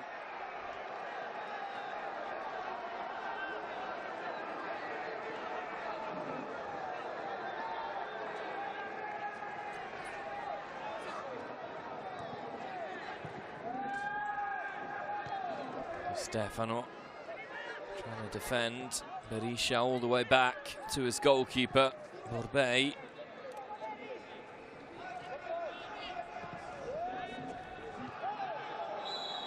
This time, Burnett does get the foul.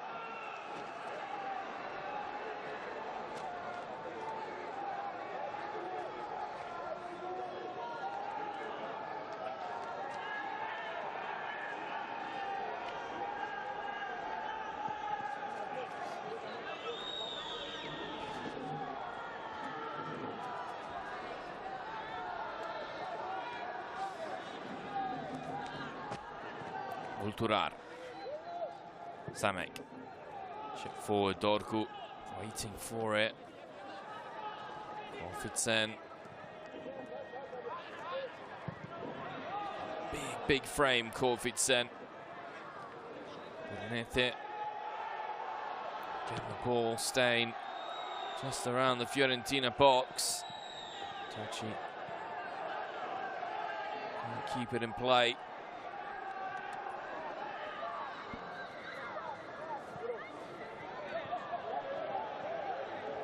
This will be such a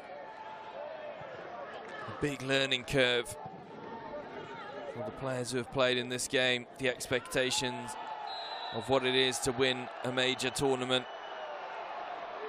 At this age, this is all that matters. Just as Lorenzo Amatucci heads into the book. Biggest title you can win when you're 17-18 is the Primavera.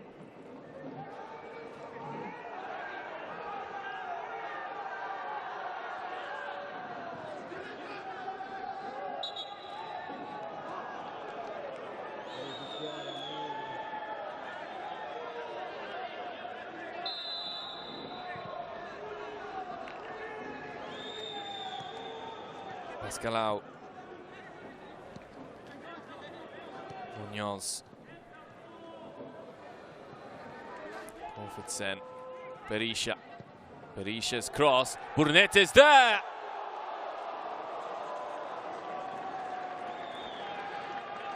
It's the clearest and closest Lecce have come all game. The one chance that Ares Burnett has had to just peel away. And he's put the header over the crossbar. Martinelli was rooted to the spot and looked on and prayed that that wasn't heading in.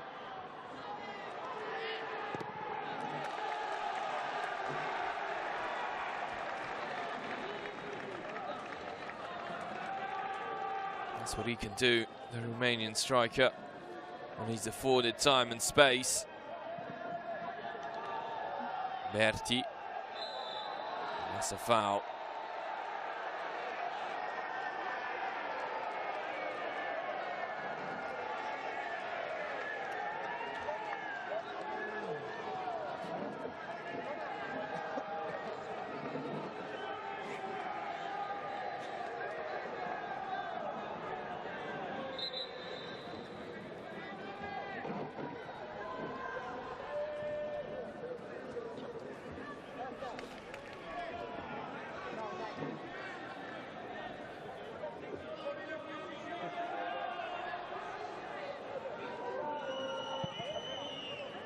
Muzzo's picked out a good pass. Toci, Di Stefano.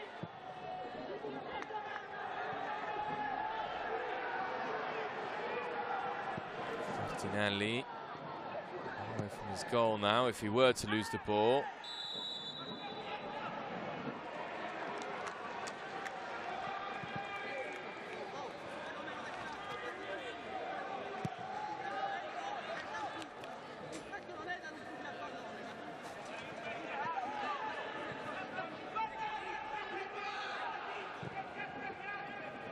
Samek.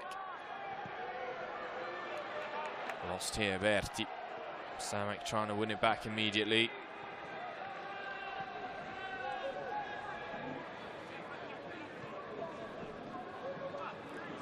Start to feel that there's some really tired legs out there now.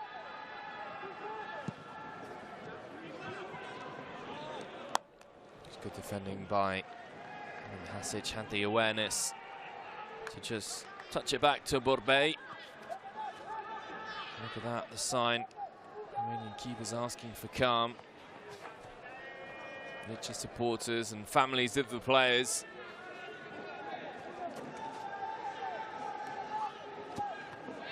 Watching on, it's a lovely evening to be playing football. So over the target. Still a Lecce ball.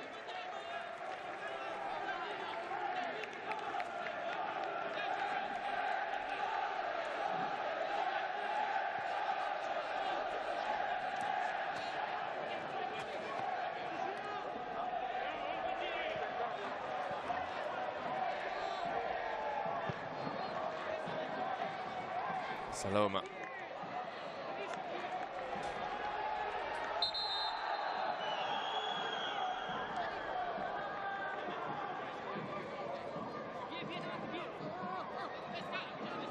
Dorgu.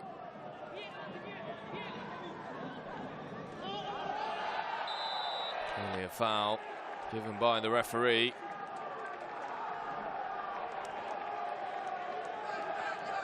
He's come on and he's made a change. Daniel Samek, a little bit more drive. Fresh legs undoubtedly as well. In place of Ed McJanet.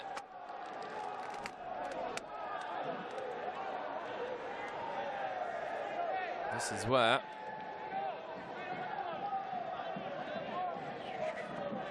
every ball that comes in is a difficult one for Tommaso Martinelli to deal with, the 17-year-old.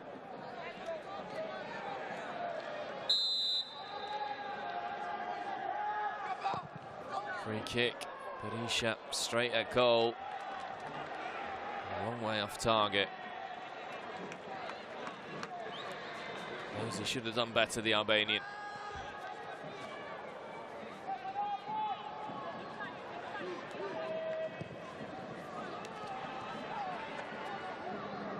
Touchy. Monzo. Touchy again.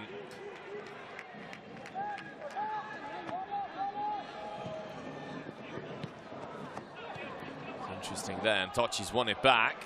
Di Stefano's in the middle if he can slide it to him. That's an excellent tackle from Korfitsen.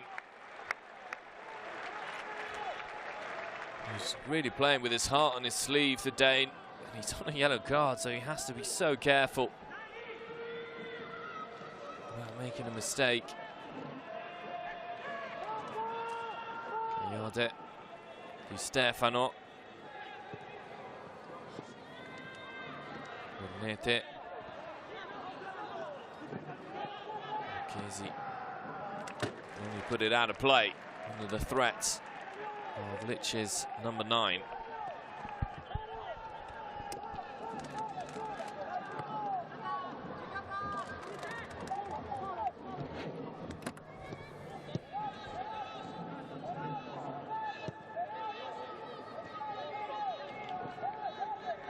Berisha. Dogu. Culturar.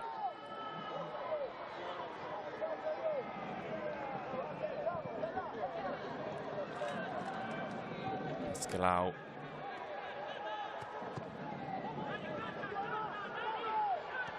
Samek, good skill again. Vulturar loves to just hang back in that pocket and spray the ball around.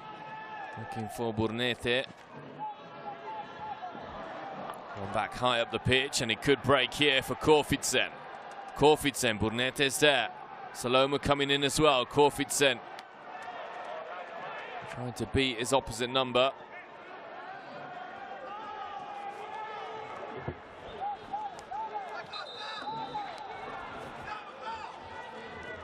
Fiorentina ball with 2.5 minutes left to go in the first half of extra time.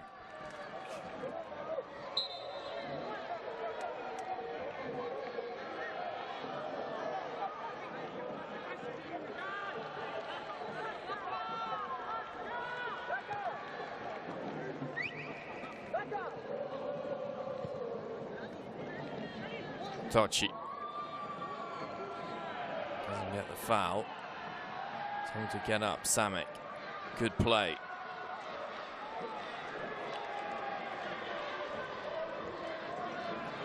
Hasic.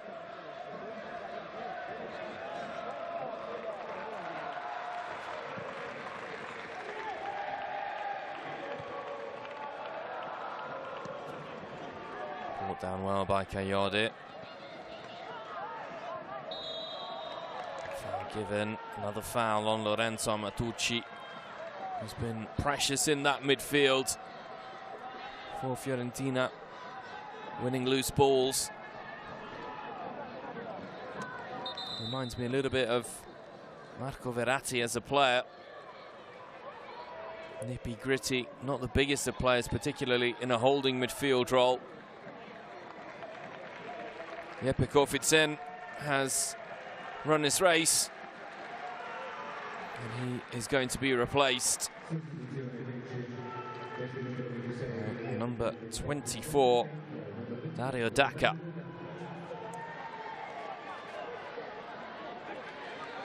Really unhappy to be departing Korfitsen.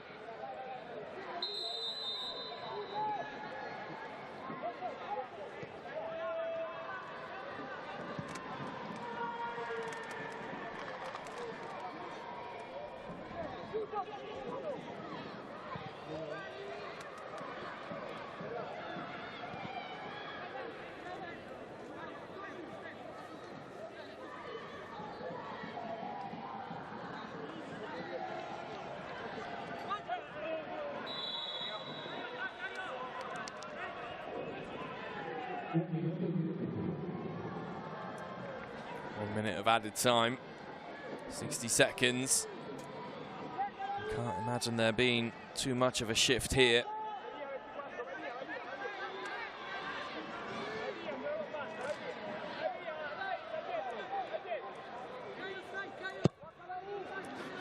Ball swung in deep. There's a slip there by the centre-back, and Tocci, who might have been able to get on the end of Lucchese's header down. So Lucchese, if he keeps performing the way he is, he have a very bright future ahead of him, the 20-year-old. He has put in an excellent performance tonight. Berti, Tocci, Berti. Another play by Vulturar. We're at half-time. In extra time. In theory here, players should just switch sides and we carry on immediately. It's not really the case anymore in modern football. We see it all the time. A little bit more of an extended break. Player welfare key as well. 15 minutes left to try and decide who is going to make it, who is going to win the title, who is going to take over the mantle from Inter, who were winners in this competition last year. Empoli and Atalanta before them.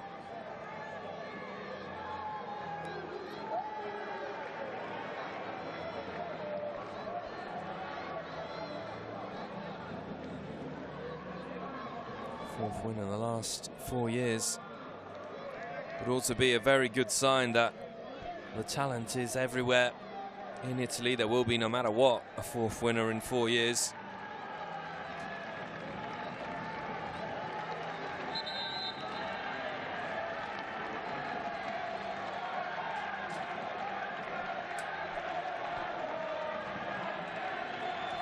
Lecce fans a little bit more vocal than their Fiorentina counterparts.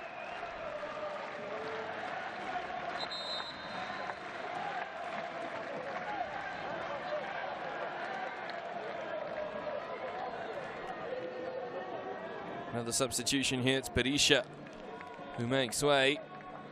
And another member of the Scandinavian Brigade in Lecce, for Asluf Hegland, Norwegian, comes on the pitch here.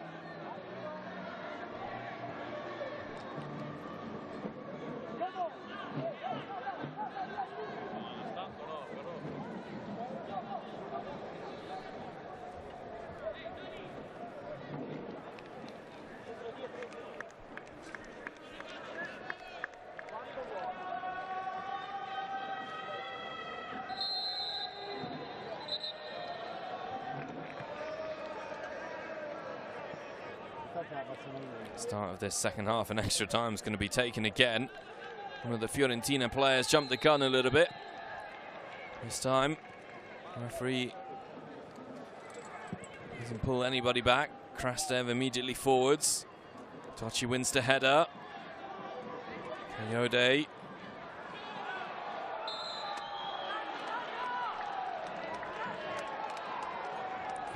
Daka. There's an immediate impact there as he wins the foul for his team.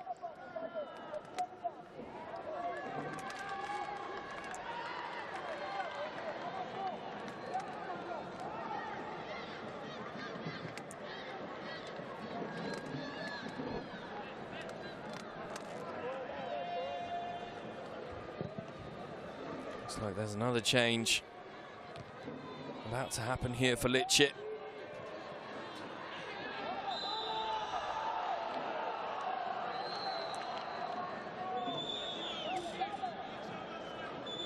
There goes down.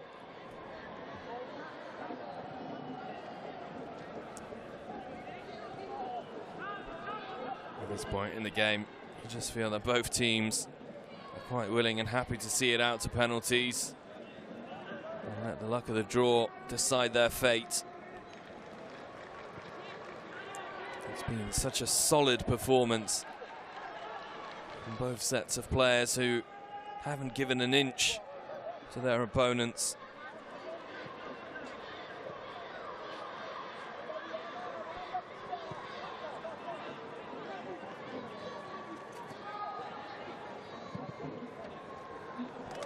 They're looking to get in behind. Potrai was out quickly and smartly.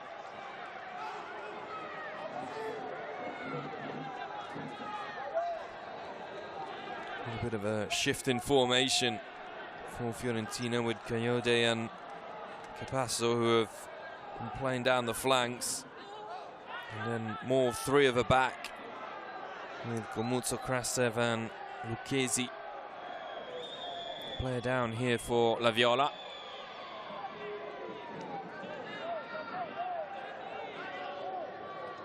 Jonas Arder.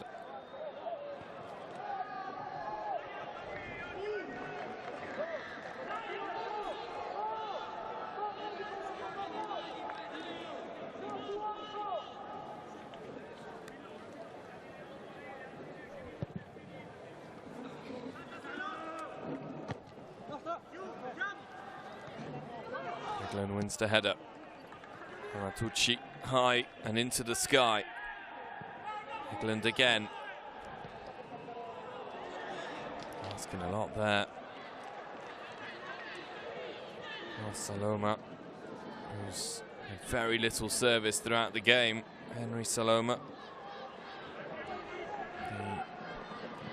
the man from Finland, hasn't really had a shot on goal. An excellent ball, miscontrolled by Michael Coyote.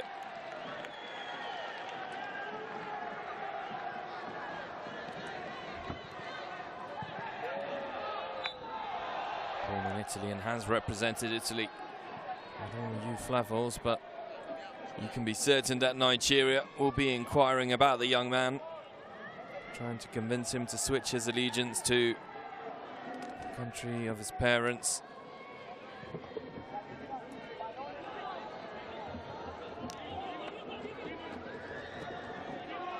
Krastev allowed forward the Fiorentina captain.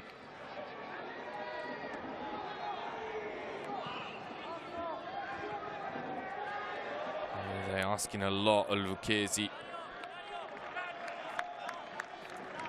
Daka doing his best to try and stop Lucchesi from reaching the ball.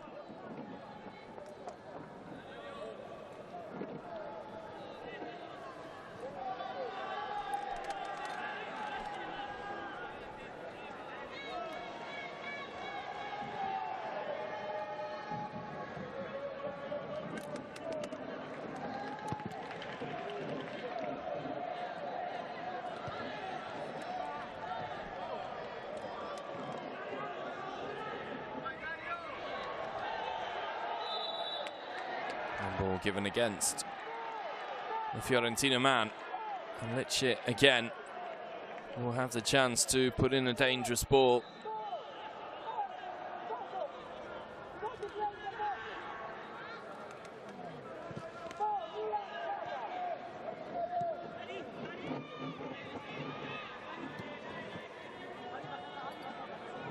Inter were able to win the Primavera 1, or Campionato Primavera 1, which is the full name of the championship, despite finishing second in the regular season. 10th title for the Inter under-19s.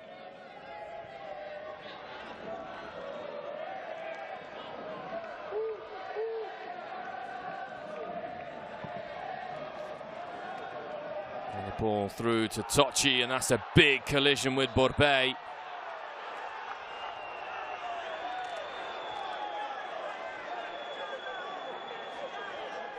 That's what it needs to fire up both sets of players.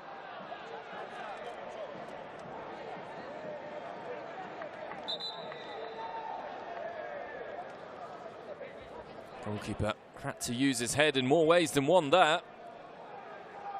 And he did so well, Alexandru Borbei.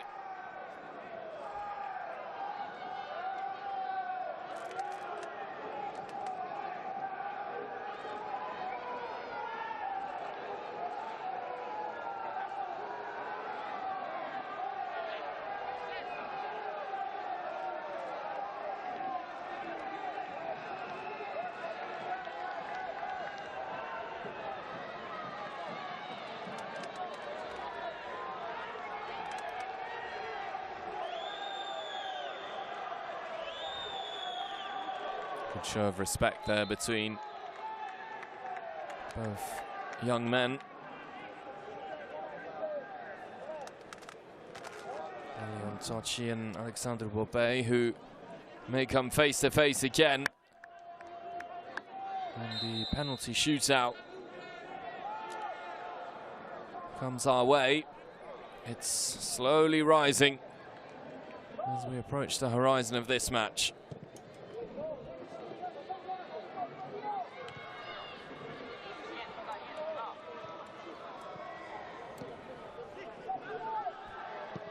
Dorgu completely lost his footing, but it's a corner for Lecce. Perfect chance, perfect time to strike for the giallorossi.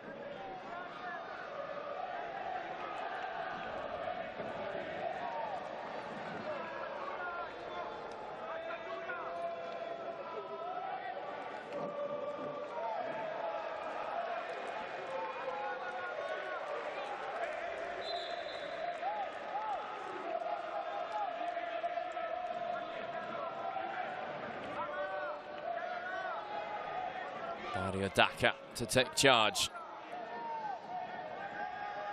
Daka swings it in, decent delivery. Dorgu's header, the sting taken out of it by the block there by Kayode. Very important. It's a really good delivery by Daka, the Albanian who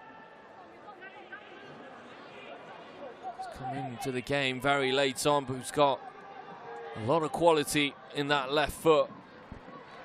Borbei goes to ground.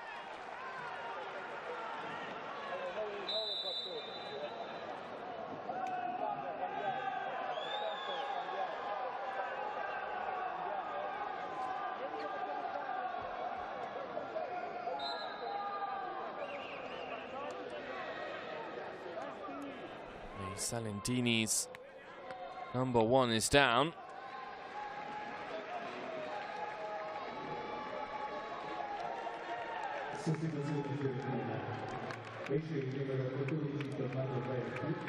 Change for Fiorentina late in the day. Falou Sene, the Senegal striker, and Fiorentina number 9 in this campionato Primavera 1.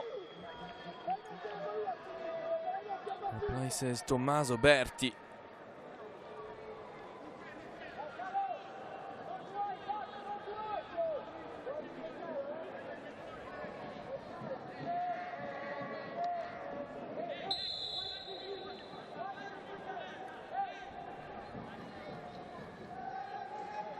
Four goals for Falou Sene, the 18-year-old, who's going to get on the ball immediately there.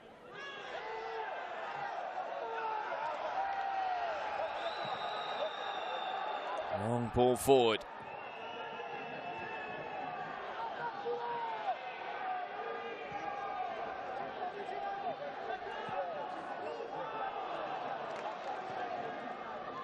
Di Stefano. Tocci. Given away. And Samek can come away with it. Burnete. Good skill. Still going. Can tee up the strike. Straight down the middle and straight into the arms of Tommaso Martinelli, who this late on in the game took it with real composure and conviction there, the goalkeeper.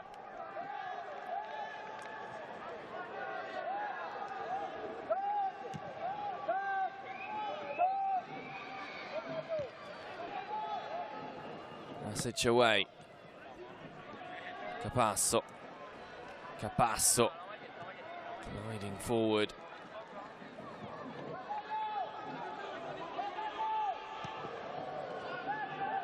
All the way back to the goalkeeper, Martinelli. Just over 3 minutes left to play. All of a sudden, Lecce playing with a little bit more intensity to what they're doing. Daka goes down, no foul.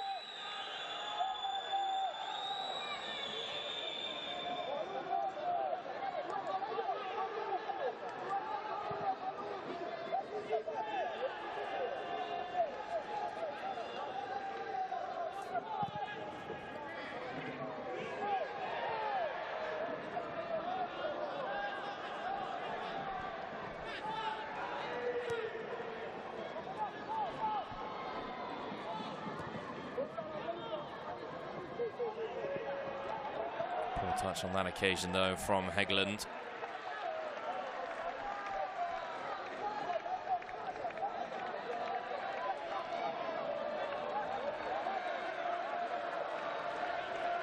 Maybe another change, a couple of changes. Which is number 77. Slovenia's Tom Kleun about to come on.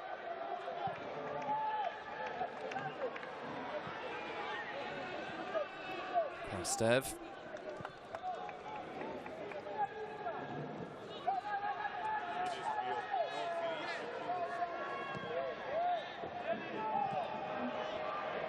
Daka. Burnete can thrive from this position. Burnete still. Low ball. Hegland. Deflection.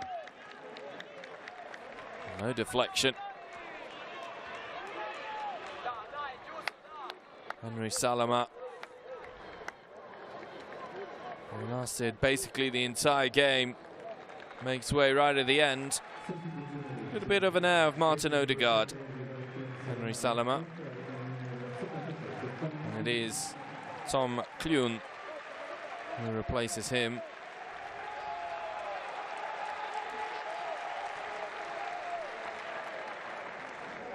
I imagine Slovenian will be one of the preferred penalty takers from Federico Copitelli's point of view.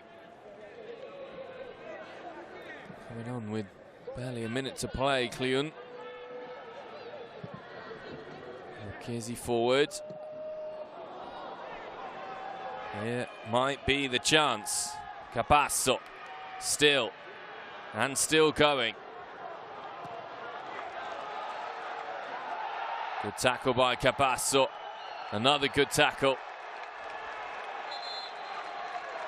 At the very least, he fought hard until the very end. Yellow card shown to one of the members of staff.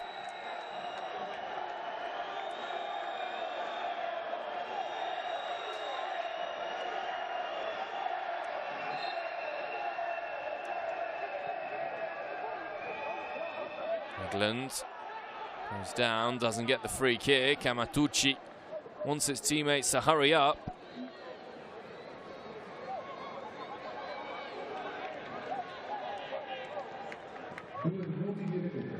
Two minutes of added time to try and find this elusive goal.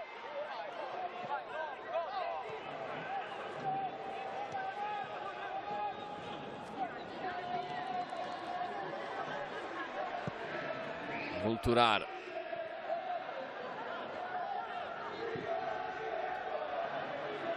Thrown up high into the corner. Dorgu there. Krastev away. Hegland slides in. It's not over yet, this game. Play on, says the referee. Good advantage left. And a corner right at the end for Lecce.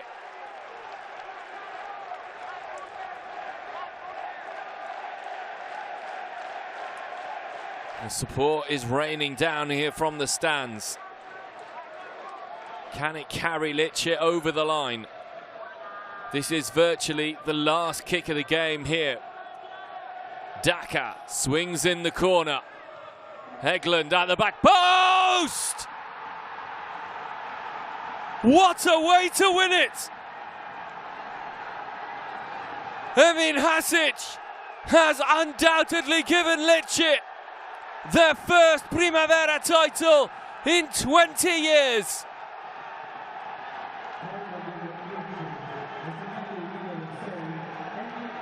Heartbreak for Fiorentina, but Lecce, who dominated the regular season for so long,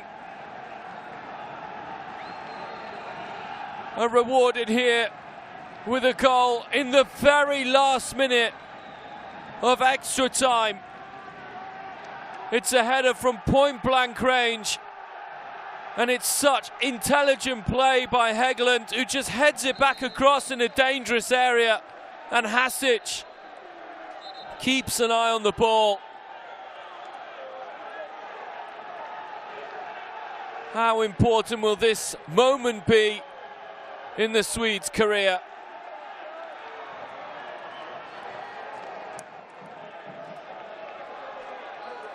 Stiki's there, waiting. All the talk, all the focus has been on Lecce, the youth, the youngsters in the club as they move forward.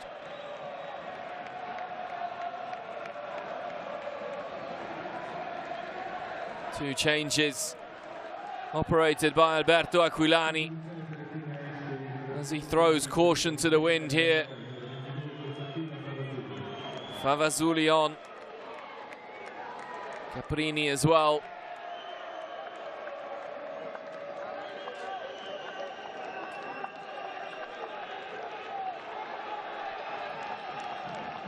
And Ecuador's Padilla.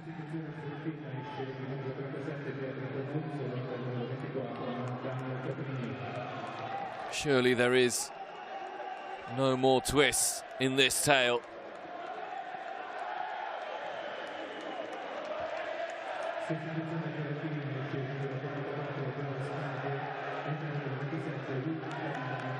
Pietro Comuzzo.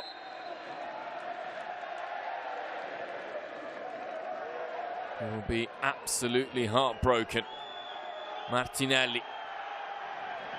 Counter-attack is on here, and it's touch forward. Offside given though.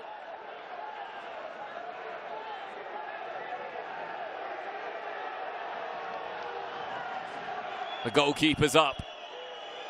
Imagine the scenes. One final roll of the dice for Fiorentina. Borbey punches clear. It's all over. Lecce have done it.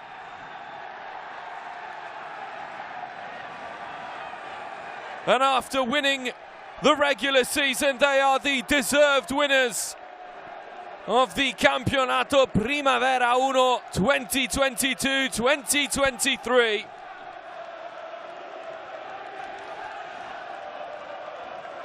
The Giallorossi win their third Primavera title in the history of the club. 20 years after the golden generation that was led in such fantastic manner by Mirko Vucinic, Valeri Poshinov, Graziano Pelé. Lecce are back.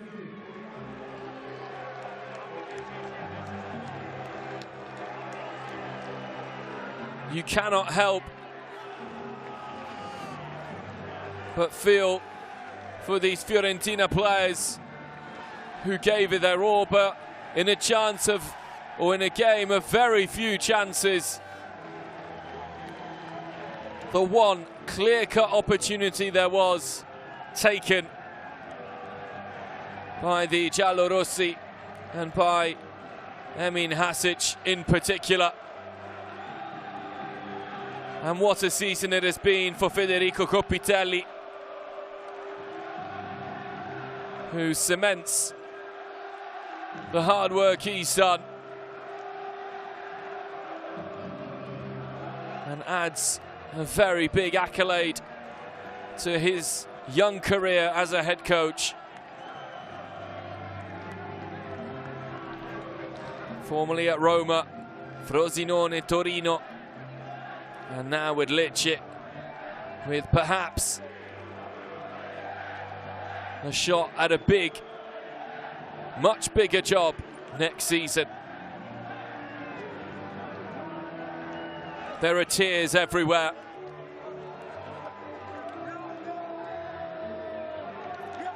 Michael Kayode,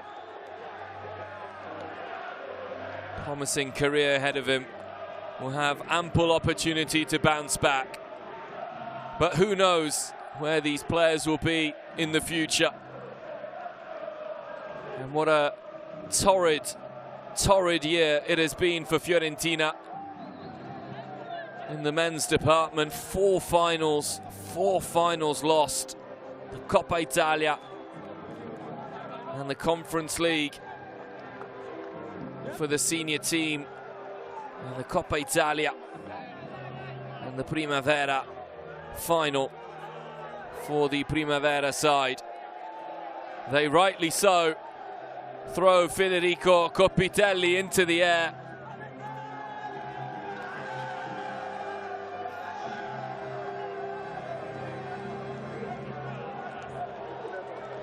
Saverio, Sticchio, Damiani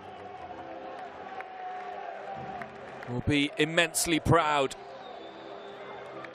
of what his players have done. Some of them will undoubtedly be knocking on the door of the first team come August and the restart of Serie A. Serie A made in Italy, as it will be called for an international audience next season.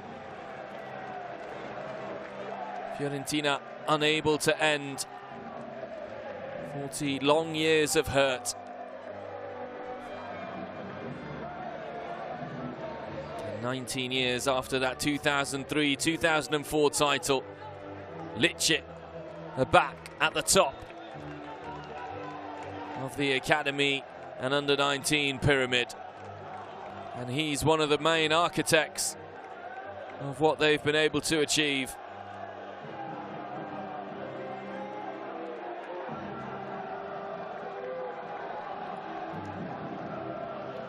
It'll be a night to go out and celebrate this one.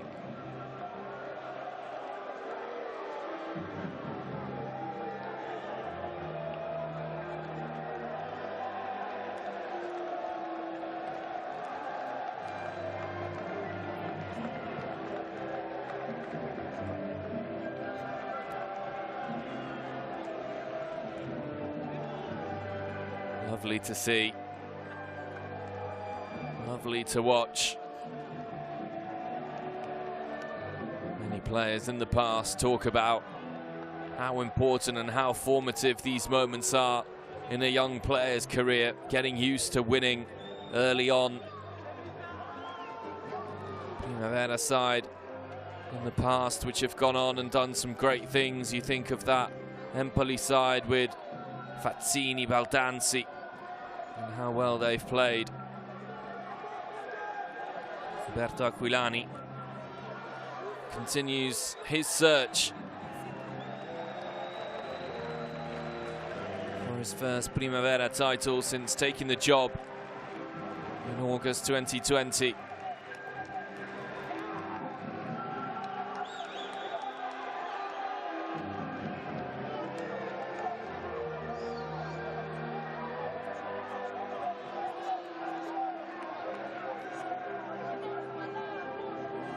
The script was geared toward a penalty shootout, no doubt about it. The Giacinto Facchetti trophy will be heading to the south of Italy.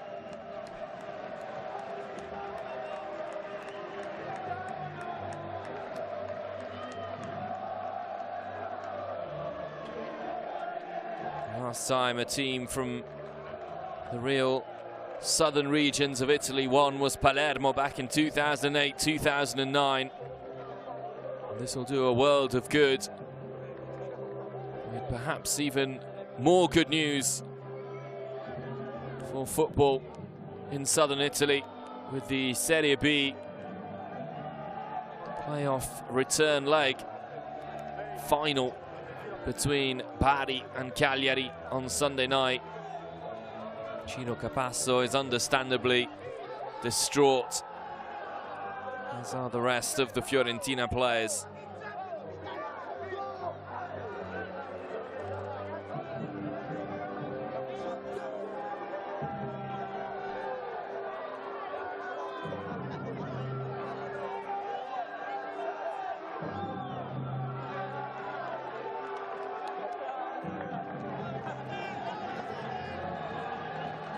They'll have time and an opportunity to bounce back.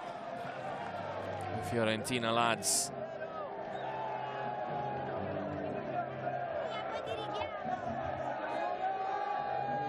Everybody celebrating, and understandably so, for Lecce. The Romanian flag there. How many of the starting 11 represented Romania in a fantastic generation? George Hagi, the former Romanian master, has been at the heart of the Romanian academy scene, trying to return Romania to its glory days. Alexandru Borbei, Razvan Pascalau, Rares Burnete, of course, Catalin Vulturar, almost half the team.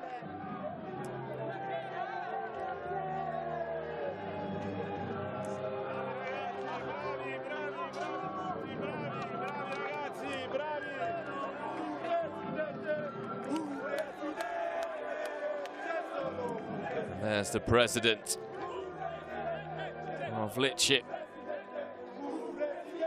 Saverio Sticchi Damiani, who's really brought a fantastic atmosphere to the team.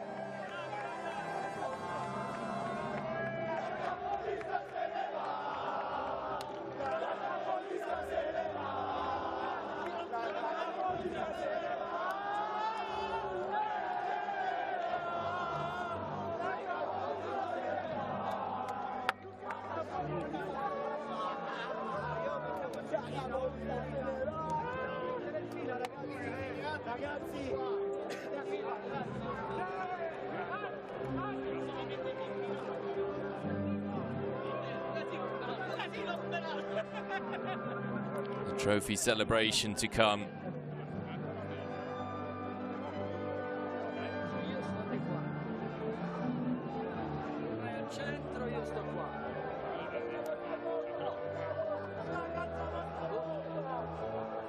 Patrick Torku, fantastic performance from the Danish left back, Korfitsen, whose goals were so important. Jeppe Korfitsen.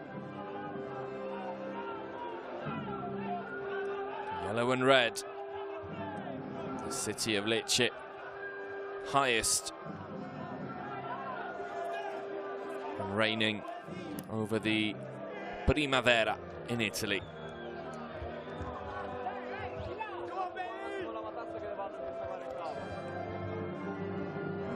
What a dramatic end to, once again, a game of football which had very, very few chances in it. The goalkeepers barely had a save to make throughout the match. I'm not sure Alexandru Borbei had to make a save.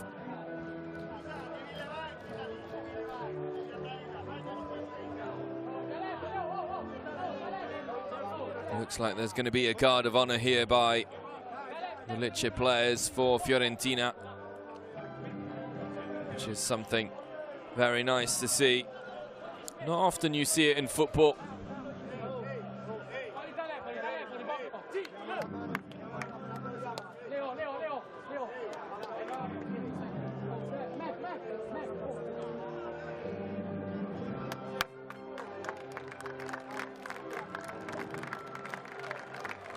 Big round of applause for Mario Saia and all the assistant referees who played their part in this as well. Federico Pragliola, Francesco Valente, Michele Del Rio.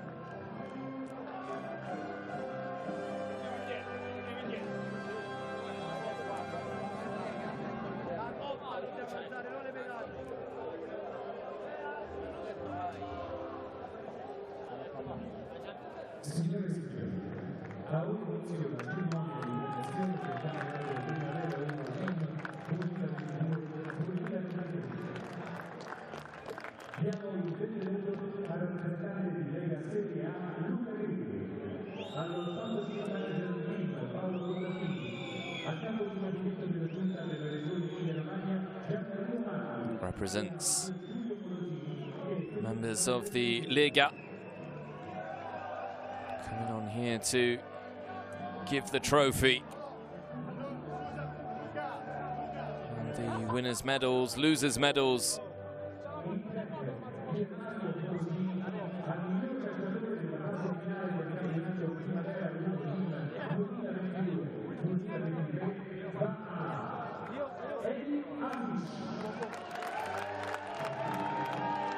Hasic, who wins the Player of the Match title.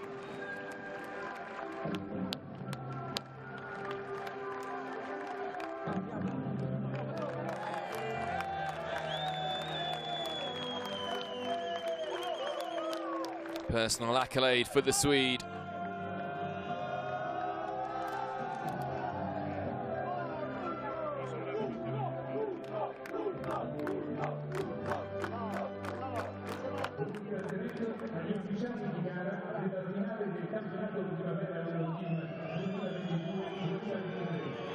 And now it will be the referees and the assistant referees who receive their medals. First and foremost, the referee of this match, Mario Saia. The two linesmen, Federico Bragliola and Francesco Valente. And the fourth official, Michele Del Rio. Not an easy game at times for them to contend with, but they did their best.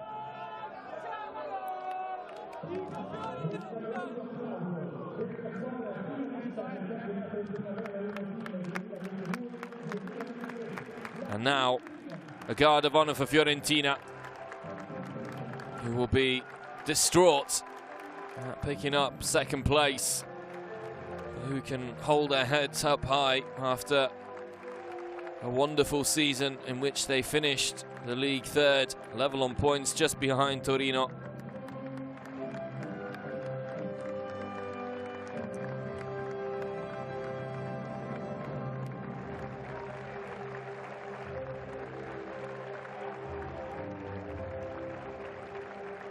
Tell that the players visibly upset, of course.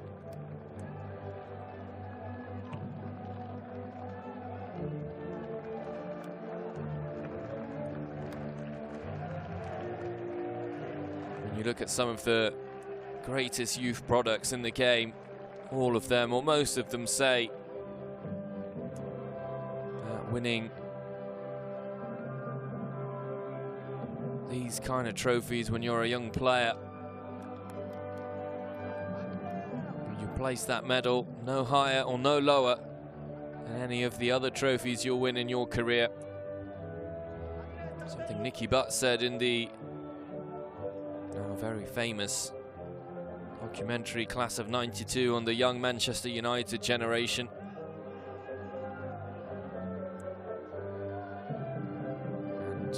You don't know how many of these young boys will be able to bounce back.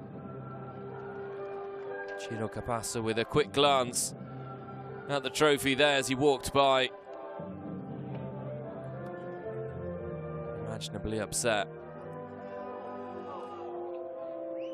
Michael Kayode, another player who played very well. And wonderful to see Falusene kiss to his medal, because it is still an achievement to get here. But now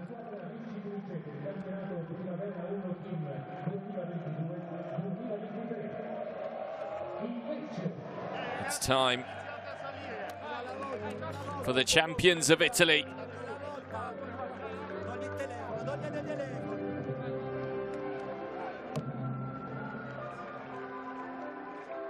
Alessandro Borbei, very little work to do. Alex Burnete, who time and time again took his team out of trouble with his goals. 20 league goals this campaign for him, out of 56 scored by Lecce. Ed McJanet, a real warrior in that midfield. Plenty of them savouring the moment, as they rightly should.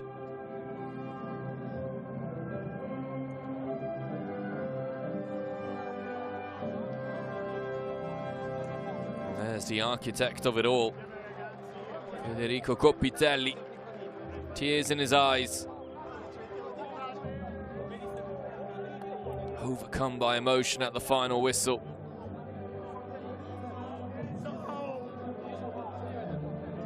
And he's getting emotional again, Coppitelli.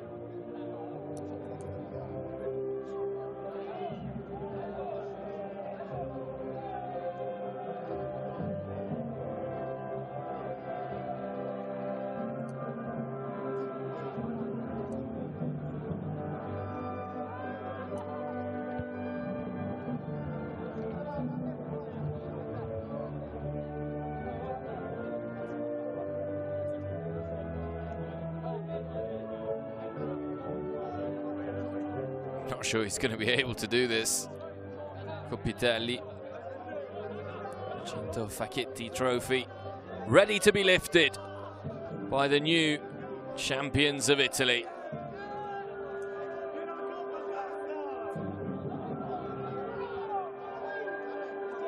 All the coaches there.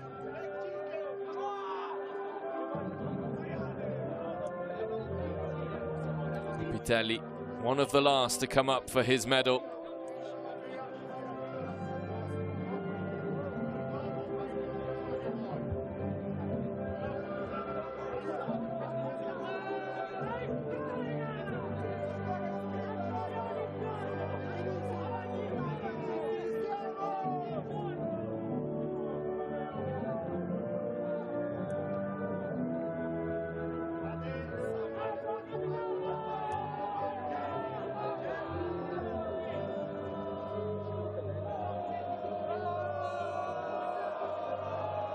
Lecce,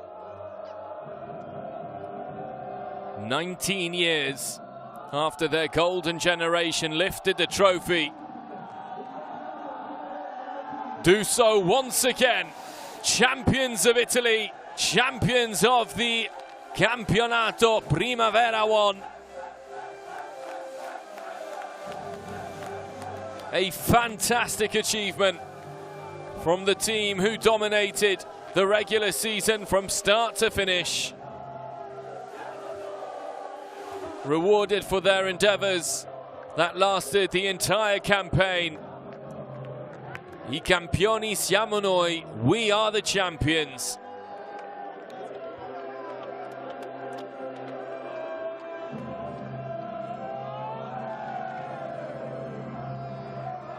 Well, ladies and gentlemen, it has been an absolute pleasure to bring you this game. I hope you enjoyed it as much as I did. The final score here, Lecce 1, Fiorentina 0 after extra time. Lecce, champions of the 2022-2023 Primavera.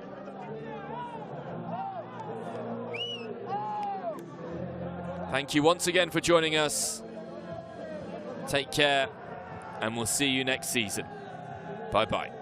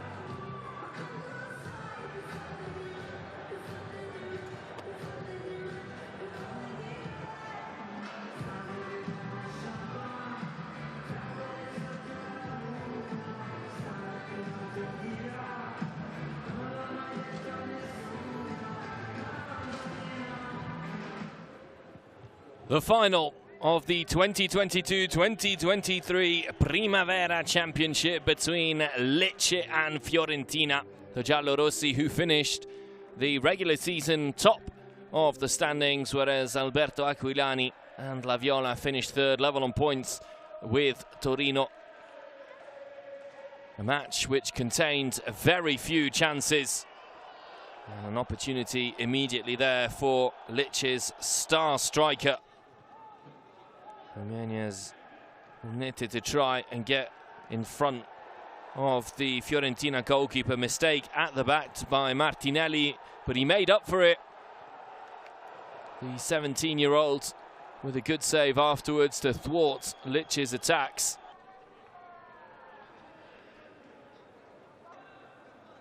Federico Copitelli watching on in agony as Di Stefano, Fiorentina's star player, tested Borbet. Roberto De Zerbi in attendance with other VIP in the second half. Lecce forcing Martinelli once again to fly off his line, but not too many chances. Confitsen with a ball at the back post, looking for a strike partner. Urnete, but again, the Romanian, who had 20 goals this campaign in Primavera, finished as capocannoniere, unable to get the final touch there. Dorcu then went for goal himself from a tight angle, but nothing doing for the Danish left-back. Lecce still trying to apply all of the pressure. Corfitsen again, twisting, turning. And another save made by Martinelli. With time running out, Fiorentina were able to add a little bit of the pressure. That time Borbet pouncing on the loose ball. Lucchesi had headed toward goal.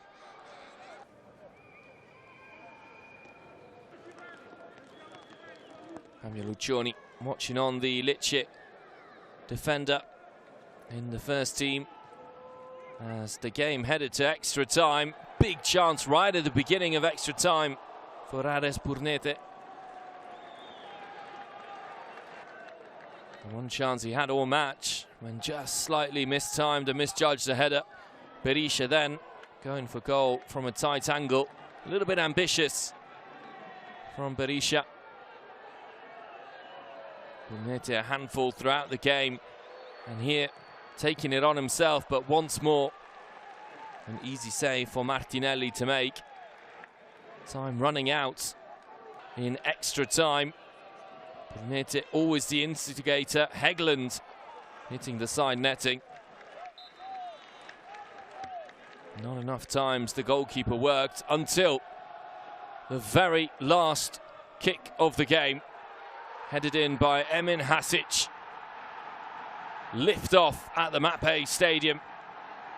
And the Swedish defender with the most important goal of his career so far to gift Lecce 19 years after their last Primavera title, their third Primavera crown.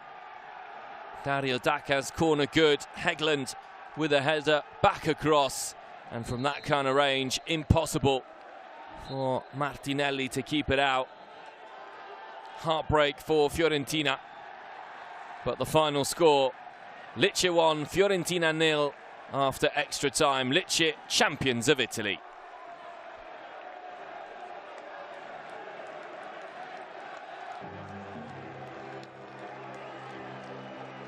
A disappointment there to be seen for Fiorentina.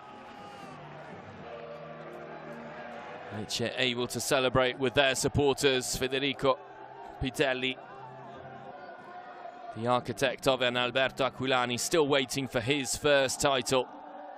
But Lecce, the champions of the 2022-2023 season.